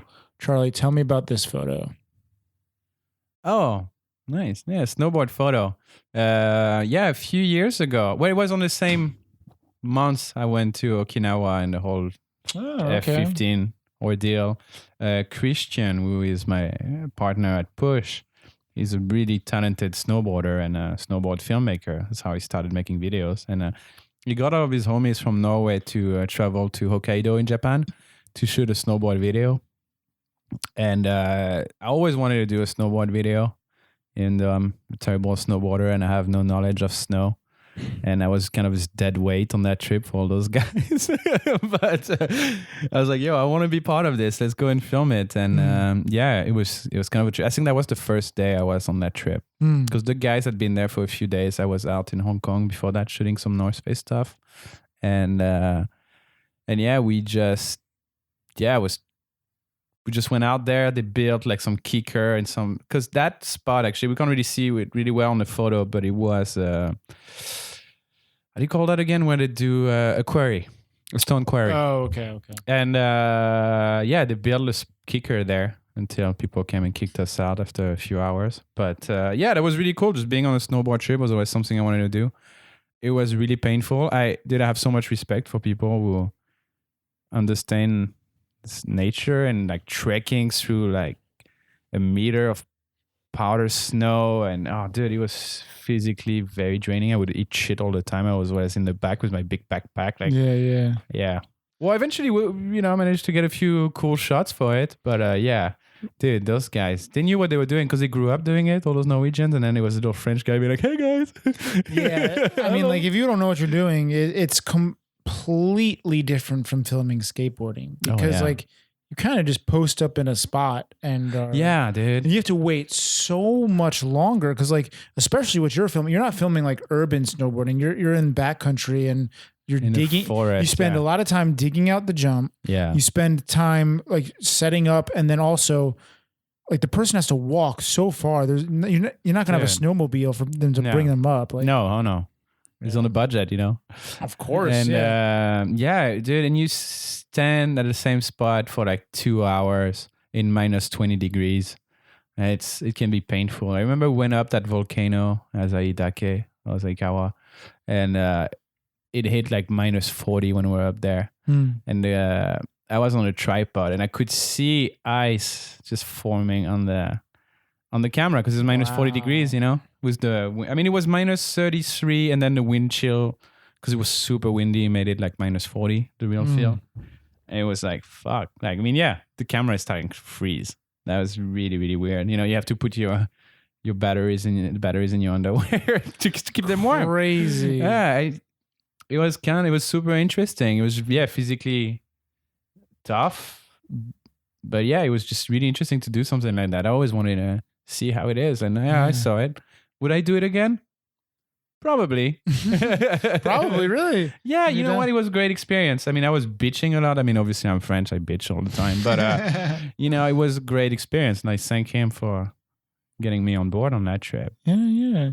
Speaking of, I think it also speaks to your desire to be in conditions that aren't the easiest. Like you like traveling to places that have seen better days, maybe. Yeah. For example, let's talk a little bit about Africa. Yeah. I think we definitely didn't mention that on the last podcast. No, we didn't. I went to, Ethiopia a few years ago, and I went to, speaking of temperature, I went to the Danakil Depression, which is considered one of the hottest places on Earth. On average, it is actually the hottest place on Earth on average. And it's this sort of weird salt desert northeast of Ethiopia, like bordering with Eritrea. And it's called a depression. It's because you have like the 3 tectonic plates who hit there at the Horn of Africa and sort of created this really weird environment that looks a little bit like a Martian looking thing. And I went there with my girlfriend there. And it was a crazy trip because if you go to that region, actually insurance companies don't cover you. If anything happens to you, you fuck. Yeah, it's like, well, because until recently they were still at war with Eritrea. They still had like sort of not a full-on war, but more like skirmishes happening. And so if you go there with soldiers and local militia walking around with you with the AK-47 and everything. And it was super interesting. And we went up that volcano that was out there. And Elna, I hope I'm not, I think it's Elna. Elna. Anyway, we went up that volcano. So that was part of a trip. You go through the desert in a car, and then you go up on the volcano. You camp by the volcano. And then the day after, you go into the salt desert, and you have all those crazy, weird formations out there, salt formations. And the sketchiest thing for me was going up to the volcano, because you have to go in a group of tourists. And we had these groups of people, I think they were from Serbia, and they were super rowdy and annoying. And so you trek up the volcano at night, and it's a 3 hours trek, and they were just blasting shitty techno music and just being drunk and annoying. Right. And you're like, oh, okay, cool. That's sick. And you get up to the volcano, and we heard sort of crazy stories about that volcano beforehand, just because it's an active volcano. And we heard stories about people sort of falling through the first layer of crust, because when you're walking on, you get next to the crater. We got like, the distance from you to me, that's where the lava was. And people were standing there. About a meter. About a meter. Dude. And then when you walk up there, I was just wearing a pair of Nike Air Maxes. I could see, the closer we would get, like I would see smoke, and it was my fucking shoes. My shoes, melting. Yeah, exactly. Yeah, the shoes were melting, and we heard stories of people who where the ground would collapse under, and because it's a what Does that actually happen to people? What do they do? Just lose their legs, or yeah, probably. Much. I mean, like worst case, you lose your legs, probably your foot. You'd rather want to die, I guess, because they only have like. Because you're so far away from help. Yeah. Like you literally have 7 hours. The closest hospital is 7 hours away. by probably a donkey or something. Yeah, you have to spend 2 hours, 3 hours by camels going down the volcano. And then it's a 4 hours drive to the first hospital, which is a tiny town in northeast Ethiopia. So I was kind of like, ooh, that felt a little sketchy. And then when we got close to the volcano, the crater, all those people just started lining up like all together just to take selfies right by the crater. And you could see the guides were like tripping, like, fuck. Because they told us, like, just walk, in a line. Because all the weight could make the thing collapse and like the lava overflowing. And I was feeling super uncomfortable then. I was keeping my distance. I went close to it, just took a photo. I was like, dude, I'm out. So, I mean, my soles are melting. I've heard the stories about people falling through and getting their feet burned. I was like, I don't want to, I'm going to take my distance. I really felt sketched out just because people were so dumb to get next to the crater all together with all the weight. And you could see the guides were like, fuck, dude. Right. Because like they're in a position where they want to make sure like their guests have a good time, but they also like can just. Yeah, I mean, if it collapses, everybody's fucked. The group of 15 people is fucked. Damn, it's just crazy that they would like let that Some continue. people are dummies, dude. They would do anything to get a selfie. They would fucking do anything for a selfie. We know that people are dummies and they'll do like. But yeah, I think I have a photo. that. I should have sent it to you because I have like this whole group, and you can see on one of the silhouette just holding his phone like that. You can still post it on the selfie. blog post for people to see. Yeah, I'll send it to you. And I was like, wow, that's so idiotic. Like lives are at stake, and you're just trying to get your selfie or be the first right by the crater. Like, dude, it's powers that we can't really control. I think people don't appreciate, like, a lot of the time you're on this trip and you're trying to just get a shot for Instagram that maybe you saw someone else do, and you forget like you're in nature. Yeah. You forget that there are powers way stronger than you that you cannot control. For example, there's this one clip on Shanghai Observed I posted in Bali or Indonesia. There's this place where the water just shoots up through this cavern and creates this like volcano effect of water. Geyser effect. Yeah, like a sort of geyser effect. And there's this tourist standing next to it trying to get a photo, and all of a sudden she just gets shot because it's a way bigger wave than was normal, and she just gets flown up in the air. Holy shit, dude! It's insane. Like I want to see that clip. I can show it to you later, and if someone, I'll write a note right now to put it in the podcast. This is geyser effect. You know what? I mean, I don't know. We should say that online, or maybe you can cut it off. But it would be cool, like all those photos and what we were talking about. That you do like little stories of it, in the stories in the 1 minute, like so people can see it, with the voiceover. That would be cool. People might not click on the blog. I don't know. You know how people are lazy. For sure. Well, I do post for people listening. I do post this video on YouTube, and it gets almost no views, but. It's shout out, boys. It's another place to go watch this. Like I know, Charlotte, you said you like to watch it like more statically, like you in the background, kind of like you like to click on YouTube, and So I've been trying to do that, but that could be a good tease for like I don't know. Definitely can do that. And next, what I definitely want to hear about is Ordos, because we've been putting off for way too long. Oh yeah, we're gonna take one more quick break, and then we're gonna jump into Ordos. Okay. Yo, I hope you're enjoying the show. I really enjoy making it. However, producing the show takes up a lot of my time and energy. If you're enjoying this episode, it would be awesome if you could take a moment to support the show. You can go to www.shanghaiobserved.com/shop. I have t-shirts, stickers, and some of my original photography up on the store. Buying anything truly helps keep this podcast alive. Thanks a bunch. And now, back to the show. Okay, we're back. Act 3 of Observing the Process. And we left off with, we're about to talk about Ordos. This is a really cool piece that you did. And I think it is probably your breakthrough piece. Like this is my claim to fame. This is your claim to fame next to Shanghai 5, but Ordos is so cool the way it was done. And I want you to just share like inspiration for why it happened and all that. So yeah, I mean, Ordos is actually a city that's in Inner Mongolia, China. mainland China, and so they build an extension of it because Ordos still exists and it's kind of a smaller town, and they build like a more financial area, like new modern area 10, 15 years ago called in Kangbashe, but it's still part of Ordos.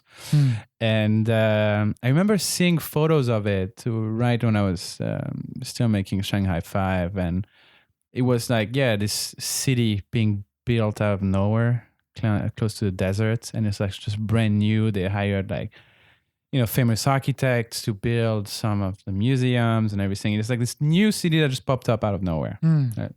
And I was always like, dude, that would be sick to do a trip there. And eventually in 2012, I remember I went on one of Patrick Wallner's visual traveling trips where we went to Kazakhstan. And it's where I kind of saw like, okay, that's how you get people to go on those trips. And, I got really inspired by Patrick and what he did. And I was like, yo, let's do it. Let's go to Ordos. And I actually talked to a few friends. There was like Jay, who was on the show. There was Patrick, came, Tommy, Gustav, Alex Wong, who we talked about earlier. Yeah, Alex Wong was on it. Yeah. And I hit up a bunch of people trying to get on that trip. Right. What I wanted to mention is like, because Jay told the story a little bit, and his perspective, like, he knows that you tried to really reach out to the true pro community, and even though maybe you didn't get those people, you still persisted through to create something with the people you could.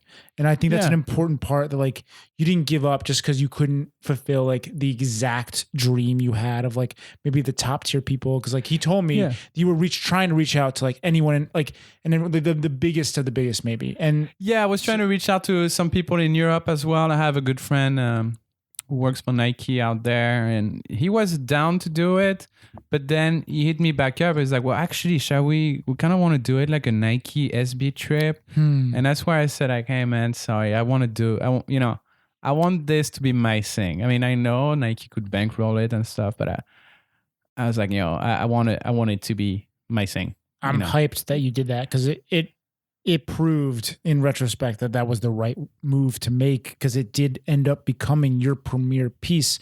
And I think artists out there really need to take a gamble on themselves like you did. Like you, as you just said, you had the opportunity to get it bankrolled by some brand. No. This is for me. I want this to be mine. Let's do it my way. Exactly. I didn't want it to be like have you seen the Nike thing in the Ghost Town? I was like, no. I wanted. Have you seen the Ghost Town thing? Yeah, the Ghost Town thing. Yeah, don't put a fucking brand in front of it. And it was awesome. It was just it was hard to convince people, because I hit up like even around China. I hit up like all the pros in China, all the homies. I was really trying to get people on that trip. Nobody wanted to come because we didn't know what we're gonna get there. We're just like, okay, I got this Ghost Town. It's modern. There has to be spots. I'm sure we're gonna find something. Yeah. And people are just like, yeah, pass. Nobody want to go except like, the homies from the Shanghai crew. Because you know what? They are aware of what China has to offer for spots. They could see the vision beyond people who have never been to China, probably. Yeah, they would. I mean, they knew, and they were like, let's just do it. I mean, it's Patrick in there, there's Tommy, like, okay, those two guys are like great filmmakers. Yeah, we're going to get more people on it just to come out and have fun. And at the end, it was all friends. I remember, I almost tricked people into it. I remember tricking Gustav into it. You tricked Gustav into coming? Yeah, I did something with his plane ticket. And I was like, yeah, it's just for 5 days. And when I booked the plane ticket, it was for 7 days, something like that. And he just realized that it's like, oh, fuck. Oh, he forgot because he had to take some holidays, and I kind of tricked him into it. Well, yeah, that's what when Jay was telling me the story.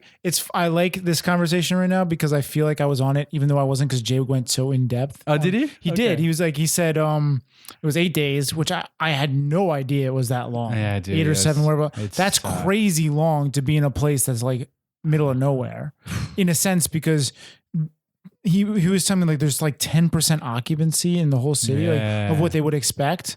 That's insanely There's low. Nothing around. Like most Nothing cities around. have 90 to 95% occupancy of what they can hold.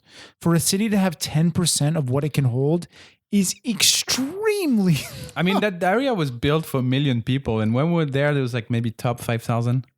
Right. It was just one block, pretty much. It's insane. And It was nothing something to else do. I wanted to like understand a little better is is it in the middle of a desert actually? 'Cause, No, like, it's not. The desert is like maybe 50 kilometers did away. you do that shot on the same trip or? Yeah. We did that on the same trip. Like, was that planned by you or Yeah. spontaneous? No, that or- was planned because I figured out there was a desert around. I mean, I think Alex helped me. Where is figuring Ordos out- on the map? If like we're looking at Shanghai, is it north, south? Yeah, it's north, like more towards Mongolia. So you that know? would be the Gobi Desert, or It's not the Gobi Desert. It's another smaller desert. I forgot its name. It's okay. the Anyways, seventh a desert. I was trying to flex, but because I know one desert Yeah. in the north of China. Nope. Damn, almost had it. But it's not too far off from there. It's not too far off. Okay, so you got the shot. I mean, because it adds to the video in a way like that. I truly believe that city is in the middle of a desert. Like, Yeah, it's what it's what I had in mind as well when I would read articles about it or the very few photos I saw on the BBC. I was like, oh, that sounds like it's close to a desert. It feels like sort of this mirage. And that's why it's what I wanted to go for. So this idea of those dudes trekking through the desert and then they end up in this new futuristic. because that city. must have taken like a day to shoot. Like, Oh yeah, we spent a day. in the full desert. day. Yeah, Because you got to be far away. You got to have them walking up out of nowhere. I and- know. When I think about it, dude, I was like, that's kind of stupid. Being like, yo, guys, take off your shoes, hold your boards, walk through the desert. It's just like, Luckily, you didn't spend too much time on the shot. no, it was I just think the no. intro. But what I'm saying is like a lot of people might have like, for example, maybe a Ty Evans or something would make what you did, which was like maybe a minute, maybe 30 seconds. Yeah, I think it was Turn- 30 seconds. Yeah. Turn it into like 2 or 4 minutes, which is just like too much time to focus on. Like, for example, in one of Ty Evans' videos, he spent so much time on this Dubai like skydiving clip or something. Like, do you Well, remember you that? know why? Because the part of the video was bankrolled Oh. by Dubai. Okay, we're getting exactly back to the reason why it was so much better that you funded this yourself.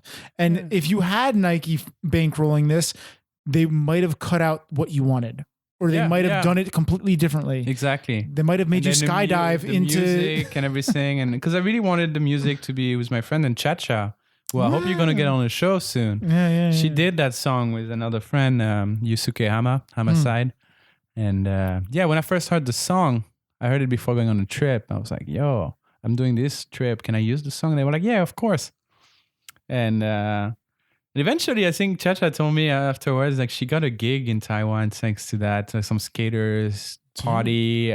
Well, you got a Vimeo staff pick for I did. this, and that's My second. fucking awesome.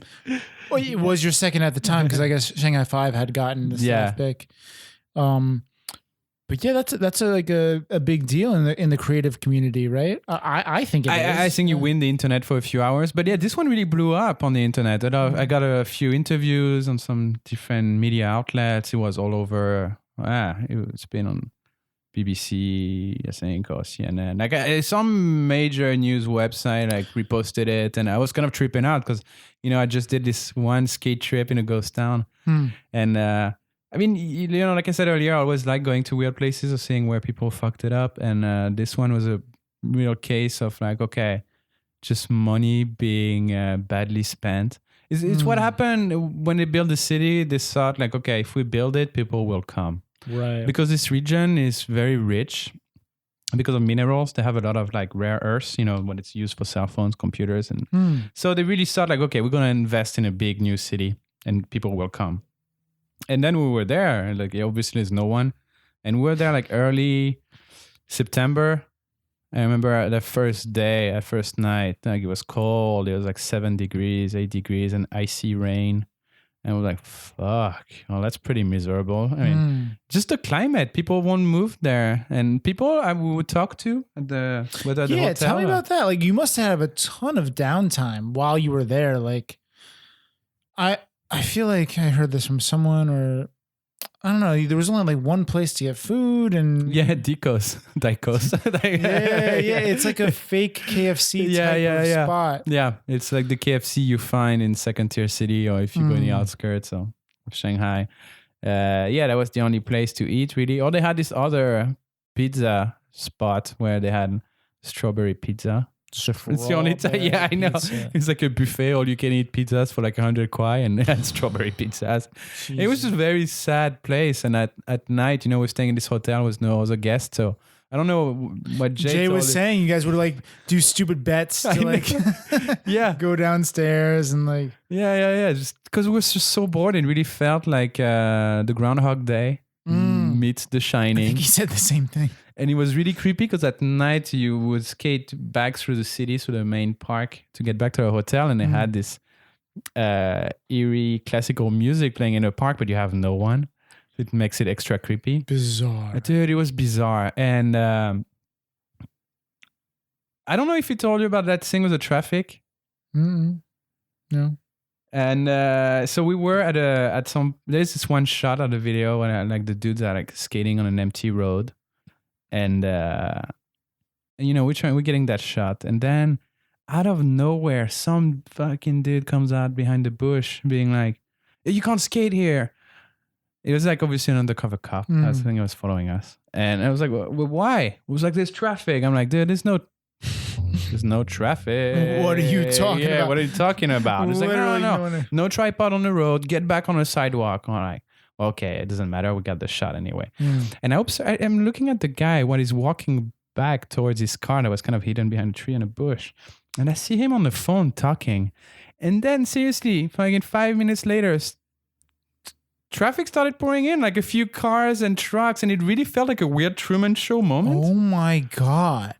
No, Jay did not tell me this. I've never heard this before. That's insane. It's like they almost just wanted to like they could have imagined you are some type of foreign journalism, like I guess like, so, yeah. Like trying to capture the fact that like China's failing and trying to build these cities, and then they wanted to like play it up like, oh no, traffic is here, it's coming. Yeah, don't worry. Here's the traffic. It felt really strange. You want traffic? I'll give you traffic. Yeah, I don't know if it was a coincidence, but it just felt like the timing was too good. Yeah. And there was other instances as well that we were skating. That one of the main shots in the video is with that museum, the weird rock-looking thing, the crazy banks. That first spot in the video. Yep. And we were skating it. It was on a second day. And security comes out, obviously. It's like, ooh, pushing. You can't skate. And we were just playing the dumb card. Like, oh, foreigners.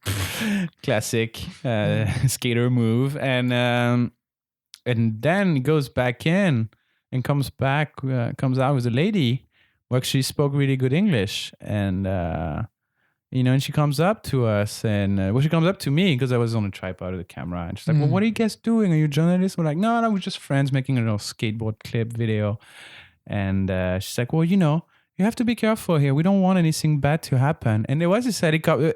I noticed on the first day, there was like two helicopters flying around sometimes, which is rare. You never see helicopters in China. Never in Shanghai, like almost never. Very rare. Yeah. And what the chick said, it kind of spooked me. She's like, you see that helicopter over there? They're looking out for you. So if you do anything wrong, they will know. I was just like, what? I don't know if she was trying to spook us or... Sometimes their English can be like more monotonous than not. Or more maniacal than not. Like, yeah, maybe, yeah. More like just... It sounded really creepy. I was just like... That's terrifying. Okay. That was weird. I wonder... Have you followed up on Ordos at all ever since? Like, what's the state of Ordos today? I've seen some articles popping up that like, yeah, it's the ghost city that is not a ghost city, and like people have started moving there. I mean, I haven't been back there in 7 years, so I have no idea. It actually came out just 7 years ago. Right now, I seen the video. Yeah. How cool would that be? Maybe in like you do a 10-year anniversary. I do Ordos dos. Ordos dos. Ordos dos. Ordos dos. That'd be funny. And you go there 10 years later. Same dudes, but we all washed up. All washed up. Can't even kickflip anymore. Exactly. Trying to make it happen. That'd be funny. That could be interesting. I really wonder what happened to that. Yeah. Because even if it turned out to be a flop of a video, the idea of just doing like a follow up to like, because if it turned into like you can't skate, then it turns into a new video of like what happened. Did it eventually get populated? Did the idea work? What happened? Did the idea, if they build it, they will come. Did that idea work? Yeah, It could turn into that video. Like maybe you can make that work. I think that would be interesting. Dude, when I would talk to people there, like at the fast food or the hotel reception, because obviously there's not many people and not many foreigners. So, people were like trying to talk to you. And I realized there was nobody from there. They were like sent there, like whether they were interns or like, there's no job. And I couldn't get a job in Xi'an. So I ended up here. And I was like, well, what are you saying? Are you happy? He's like, yeah, not really. I mean, you got nothing going on. Of course you got not. nothing. You're in the middle of nowhere. Yeah. You're Harsh separated from your environment. family. Like Super hot summer, like in freezing winters. Just like in some desert, not the Gobi Desert. It's some desert. Yeah, exactly. So what are you gonna do? Yeah, no, people were not having the best of time out there. But it was interesting, and from that video, it really took off online, and I ended up getting quite a few jobs of it. And then one day I got a funny email, and it said like greetings from Bhutan. It really sounded like one of those emails like greetings from Nigeria. Here's the prince, And I still I have $2 million. I don't know what exactly. to do with it. Can you help me come to Bhutan, please? Yeah, and I just open up the email and I read it, and it's like, oh, I'm a video producer there. And we're finishing up a documentary about a Bhutanese bodybuilder, and we're looking for an editor. Would you be interested to fly into Bhutan and edit the documentary? I was like, dude, that looks like a scam. But I just replied, being like, why not reply? Why not? Exactly. It's the worst can happen by replying. Exactly. Just, continue the conversation. And next thing you know, a month later, I was on a flight to Bhutan to spend a month there. Wow. Editing a bodybuilding video shot with really ghetto footage, but it was just super interesting. Like, so they really needed you to come there to edit it, or like that's crazy. They were saying that's like, the last thing that I would imagine them outsourcing. Well, they don't really have fast internet there, especially. Oh wow, that's crazy to think about. Is like you can't move gigabytes of footage around the world 15 years ago, 10 years ago even. Yeah. You had to bring in an editor maybe. Exactly, yeah. That's bizarre. Today it's like the easiest thing in the world to send someone 100 gigabytes of footage. That's not a big deal at all. Yeah. You can figure out how to do it. Not hard. They literally, it was easier to fly you over there. Fly me over, yeah. Edit it. The documentary, yeah. Yeah. And you didn't just edit. You spent some time filming there? Or? Yeah, I did a little clip as well in my spare time because I was like, dude, Bhutan. Dude, before that email, I actually never really heard about Bhutan. Bhutan's an interesting place. Yeah. Bhutan is like one of the hardest places to get into, apparently. Yeah. You have to have like a special invite. You have to, if you want to really go around, you have to have a tour guide the whole time. Exactly. As part of the deal. Yeah. I know someone who went over there and did that. You have to be part of a tour group and I'll spend like $150 a day. Well, at least it was like that a few years ago. I don't know if it's still like that, but and I got there. I got a work permit, so I was like, "Yay, I can hang out." You got a work permit. Well, they really took care of you then. Yeah, they really hooked it up, and they put me in a big apartment. It was really nice, a bit lonely, but it was really really nice. Just you're in the middle of the Himalayas, where every houses have to look the same traditionally. So it was a really interesting place where people still, when they go to work, they wear their like the robes. I forgot the name of the robes, but it was a very traditional place. But at the same time, everybody had HBO, so everybody spoke really good English and knew all about the culture from outside. And actually, English is the first language there for everything. So no, it is a very interesting place. It is sort of the Indian Tibet. I might get hate for saying that, but what happened is when China invaded Tibet or liberated Tibet in the 50s, 60s, India did the same. Sort of took over Bhutan, and then the king of Bhutan, who was a kid at the time, was like 12 years old, went on in front of the UN, being like, don't invade my country, and so India sort of backed off, but they always sort of stayed there with military troops. So you have a lot of Indian military going around there. And it's kind of a buffer zone between China and India. Yeah, you know what I was thinking about recently is just the idea of culture and how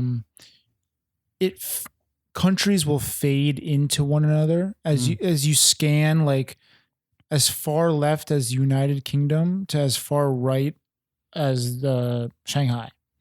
You'll look at London, and then as you move further, culture changes as country changes, and you'll hit Turkey, where it's like a very interesting place where cultures are colliding, and like government and you know, like, are they a part of Europe? Are they a part of the Middle East? And you'll move further and you'll hit Bhutan, where is it a part of India? Is it a part of China? Like, it was always an independent kingdom. The Brits took over, I think, for a bit, but it was always sort of its own thing. But when China took over Tibet, India was like, "Whoa, fuck, we can take over Bhutan."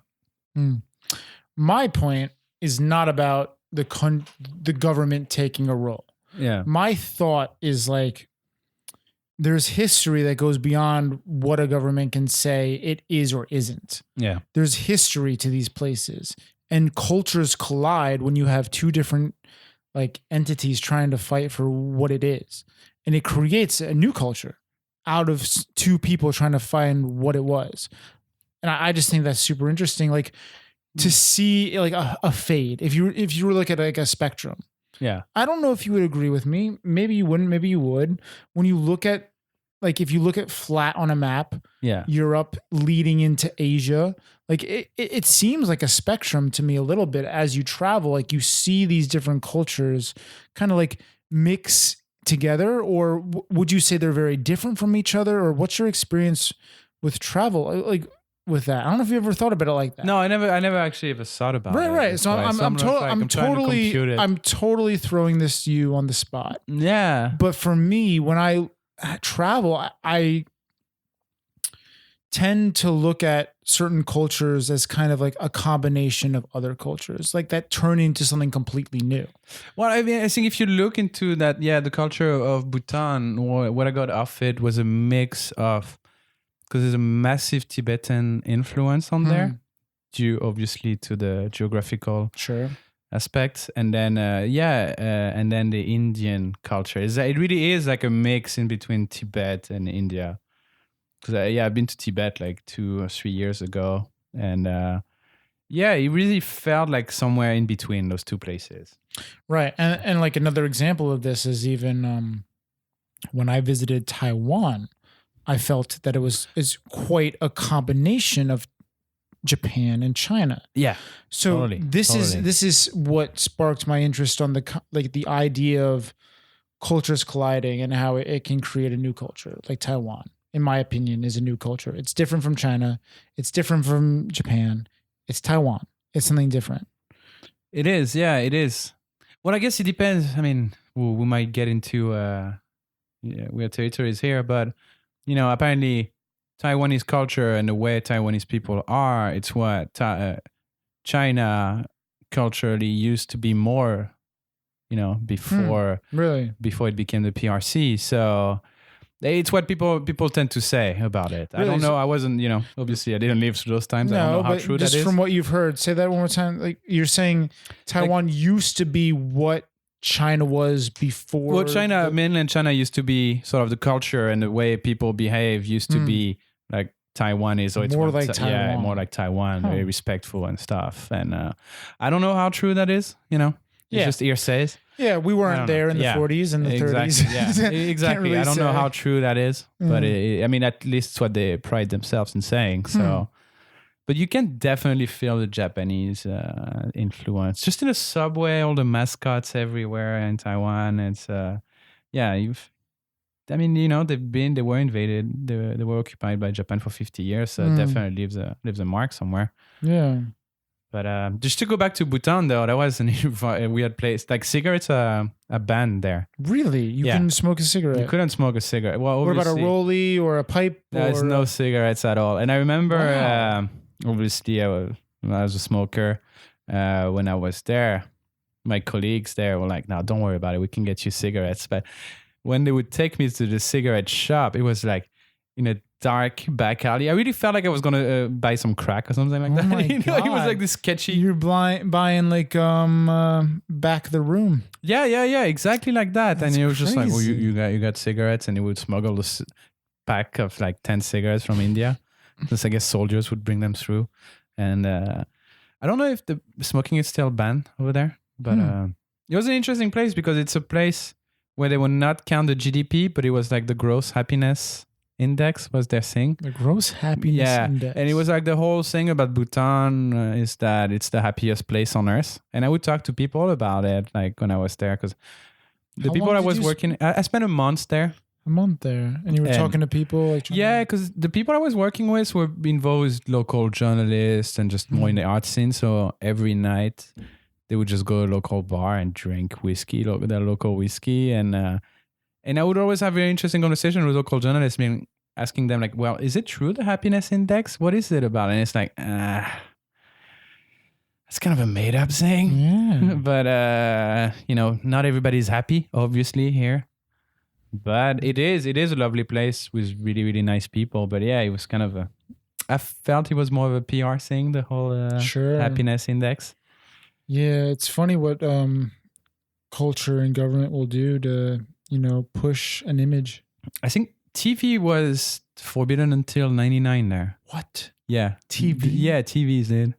What? They only got TVs like in the late 90s. Jeez, I love TV. I know. And they do too now. And they all have like, HBO and stuff. That was funny. dude, no TV until the 99? Yeah. Jeez. It was a super They must have been interesting super into comics, as Charlie Lanceplaine was way back in the I day. wasn't too much into comics then. It came out later. But when did you? I know you were into video games and like, I've always been a big gamer, yeah, Right. since I was a kid. Yeah. and this is something that I wanted to for sure bring up before we wrap up. Charlie and video games. Oh. Like, this is like One of my many addictions. right, but now I'm confused because I thought comics were. Well, I was more into mangas. Yeah, I guess they're comics as well. What But, say again? Manga, the Japanese comics. Is As a kid, yeah. really? So Yeah. you had Japanese somehow influenced. Yeah, because in Europe, I mean, especially in Latin-speaking countries like France, Spain, Italy, and South America, we used to get a lot of Japanese animation on TV as kids. Really? Yeah, like How? What? I guess because the rights for those shows were pretty cheap then. That's what it was. Huh. And then on TV, like Dragon Ball was fucking Dragon Ball Z massive. is super popular around the world somehow. But it came in the US like more in the 2000s. yeah, I would say not initially. In the was late 80s. little- It was in France in the late 80s. Oh, And yeah. So I really got into it. I was reading manga and stuff. And then, yeah, I've always really enjoyed the sort of Japanese culture, video games, anime. And then eventually, when all the Marvel movies came out, I got into comic books. And now, as a grown adult, I still read a lot of comic books. That's Now too I'm more into funny. Batman. Dude, speaking of Batman, I want to see the Joker. I want to see the Joker that. so bad. And at like when we were at break, I was someone sent me a message like because like we can't see the Joker in China, like it just isn't out. But in Hong Kong, I think it might be out. Yeah, it is. Yeah. And I'm going to be going down there to visit Ryan, like in Shenzhen, and do a little trip to Hong Kong at the same time. I think I'm going to go try and see it. Because, dude, I want to see that. There's something about seeing a movie in theaters that is such a different experience than seeing it like in your home. Like if I was to torrent it and download it, like I really don't enjoy doing that. I feel like you're missing out on the experience so much. And also like there is something to supporting the person who made the video. Like I don't necessarily like torrenting videos. Like I don't like not having to pay. It's just like there's no way to get it here. Like there's no way to really get. Anyways, the Joker. I'd love to see. I want it to in see that theaters. movie so bad. Yeah. He's one of the more interesting villain. Yeah. One of the most interesting villain in general, I think, in pop culture, because he's this character that he just wants chaos. He doesn't really have an MO, like a modus operandi of like, yeah, I want to conquer the world. He just wants chaos and fuck shit up.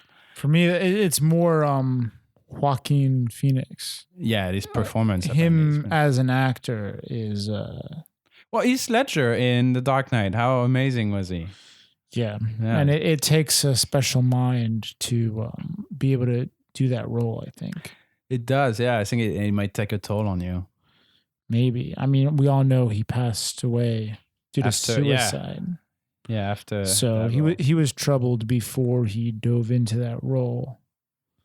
But Yeah, I'm really looking forward to that movie.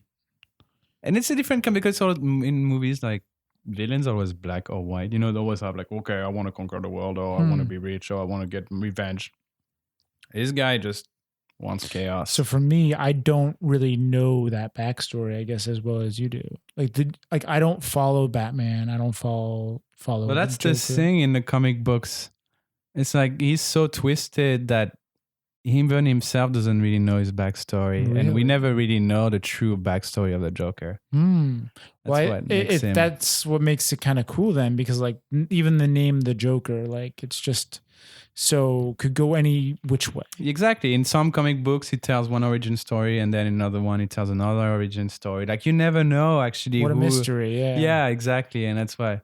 Because we all know Batman parents got killed in a back alley. Yeah, now he wants to fight crime, but for the Joker, he was maybe a stand-up comedian, maybe a gangster that got wronged. You know, there's always this interesting. Yeah, it's this sort of mystical figure in a way. Like that's actually what makes it so cool then, because like he could come from anywhere. Exactly. He could like you can choose which backstory you want to stand behind, kind of, as a fan of comics or animation or whatever the Joker stands for. Like you can kind of like defend that position in a sense. Yeah. And it creates like it's a fun side to choose if you want to join the community. Yeah, exactly. And I wonder what they're gonna do in the movie about the movie, Evan. I've stayed away from all the spoilers and everything. Dude, like when I see a meme of it, even the meme on Instagram of that involves, I just swipe as quickly past it as I can, because it probably isn't spoiling anything, but I want to just be as get the full experience. Yeah, I really do not want to be spoiled by anything. Yeah. I'm so sensitive to that stuff. Like Spoiler alert. Well, I would have liked to be spoiled about Game of Thrones, though. It would have saved some time. Wow, that kind of died off. People stopped talking about how bad that was. How did it? That was insane. I love the meme where it starts off super detailed, the back of a horse, and then season 1, season 2 at the bottom of it, and then towards the end, it's just like a 4-year-old draw the head of the horse. The last season of Game of Thrones, like, Yeah. I wonder why maybe they were just had pressure on them to like just get it done. Yeah, I mean, you know, I think a lot of people already talked about that, but it's because George R.R. Martin never finished the book, so they caught that's up. part of it. Yeah. Yeah, so you know, they didn't have anything to fall back on. Wow. So that goes to show the true writing capabilities of the team were actually not there. They were relying heavily on The source material. the book, the source material. Yeah. Damn. So that goes to show like maybe they should do it properly when he finishes the books. Because he hasn't finished it yet. No. Right? Yeah, I don't know what the status on that. I think 'Cause people checked out of Game of Thrones anyway. Yeah, it might be old news at this point. Like Yeah. no one really cares. It's like, oh, okay, yeah. because You know, Jon Snow is banging his sister. Cool. I mean that was the Is it highlight. his aunt? Yeah. Whatever. Whatever it is. Yeah. They played too heavily on that incest shit in the series. Like it was crazy the first time it happened. Oh my God, this is happening. Yeah, exactly. But then after a couple times, it's like you become like numb to it a little bit. Like that's not crazy anymore. Like we know that's what's happening in the culture of that era. Yeah, exactly. I mean, that's what they used to do in Europe. It's not that crazy anymore. That's why we had crazy kings and queens, you know? I guess so. Yeah. Well, yeah. Different times. Exactly. Very different times. Oh boy. Oh boy.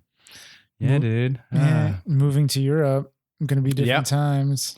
It's going to be different times as well. Mm. I'm actually, really looking forward to Amsterdam.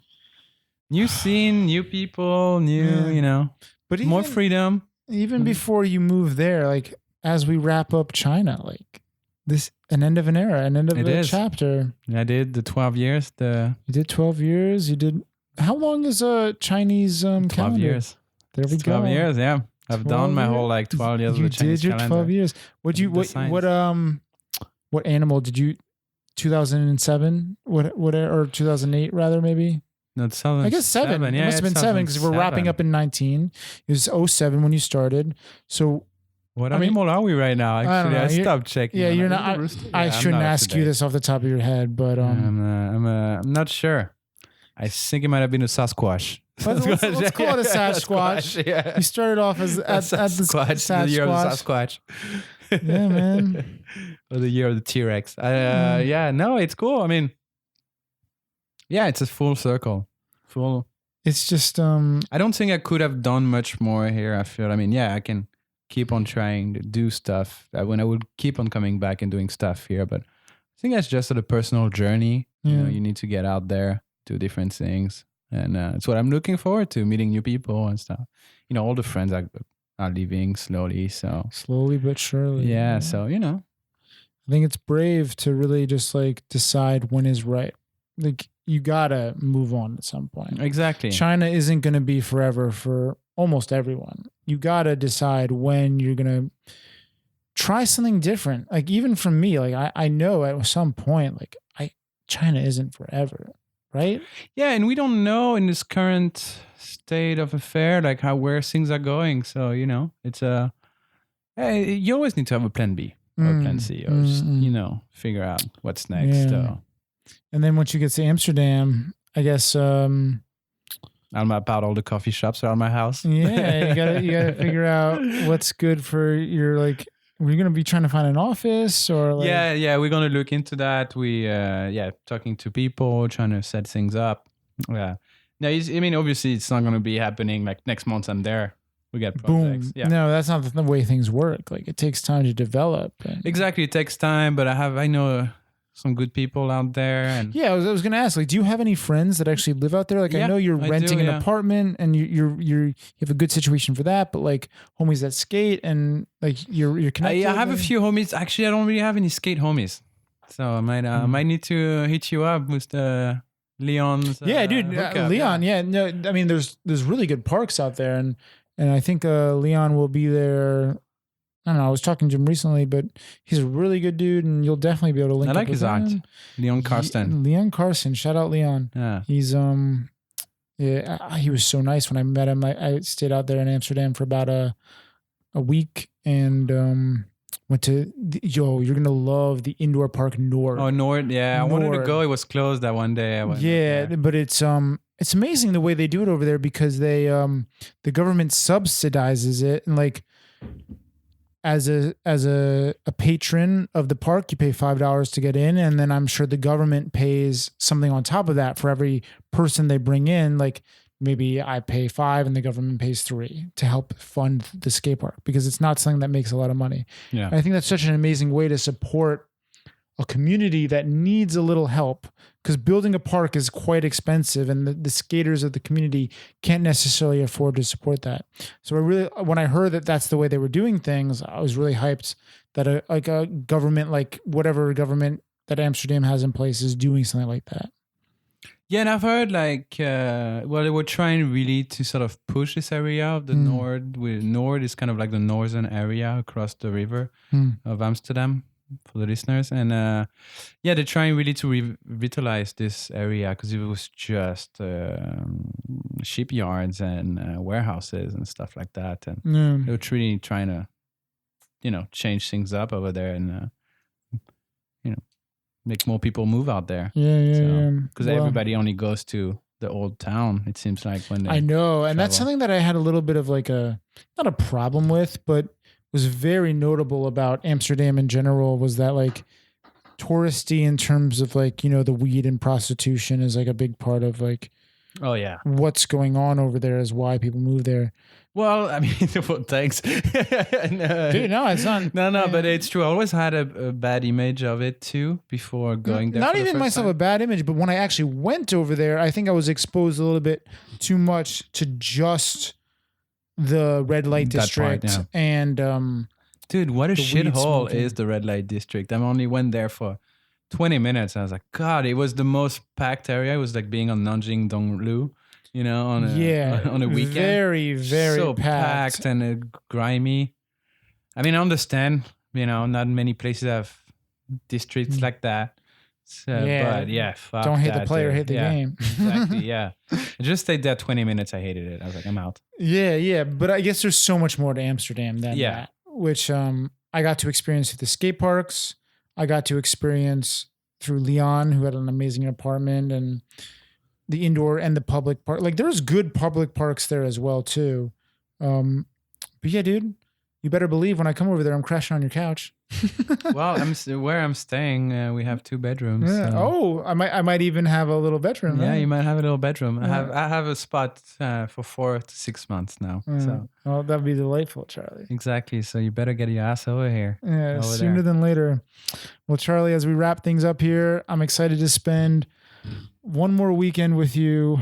We're gonna have a little going away party tomorrow, and Charlie, it's been a pleasure. Dude, same here. Thank you so much for doing what you're doing. I Yeah. really appreciate it. It's capturing a moment in time of Shanghai and some people. So Yeah, I'm gonna keep it up. I'm Yeah. gonna keep it up for the city. do it. All right, Thanks, Charlie. man. Thank you so much. I'll talk to you later, bud. Peace. Boom. That's it.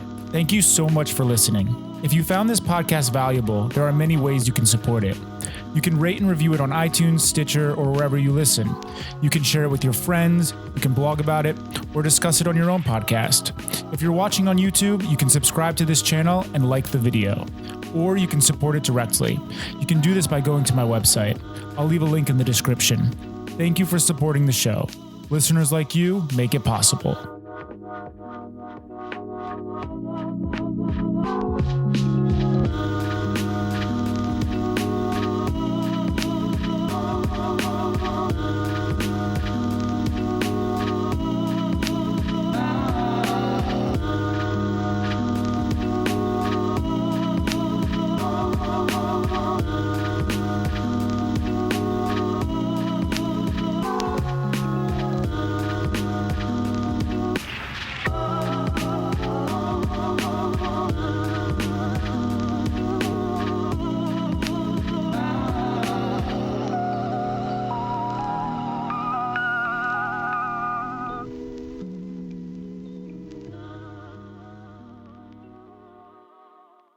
Also, if you enjoyed the intro and outro music, it was made by my brother, Danny Greenberg.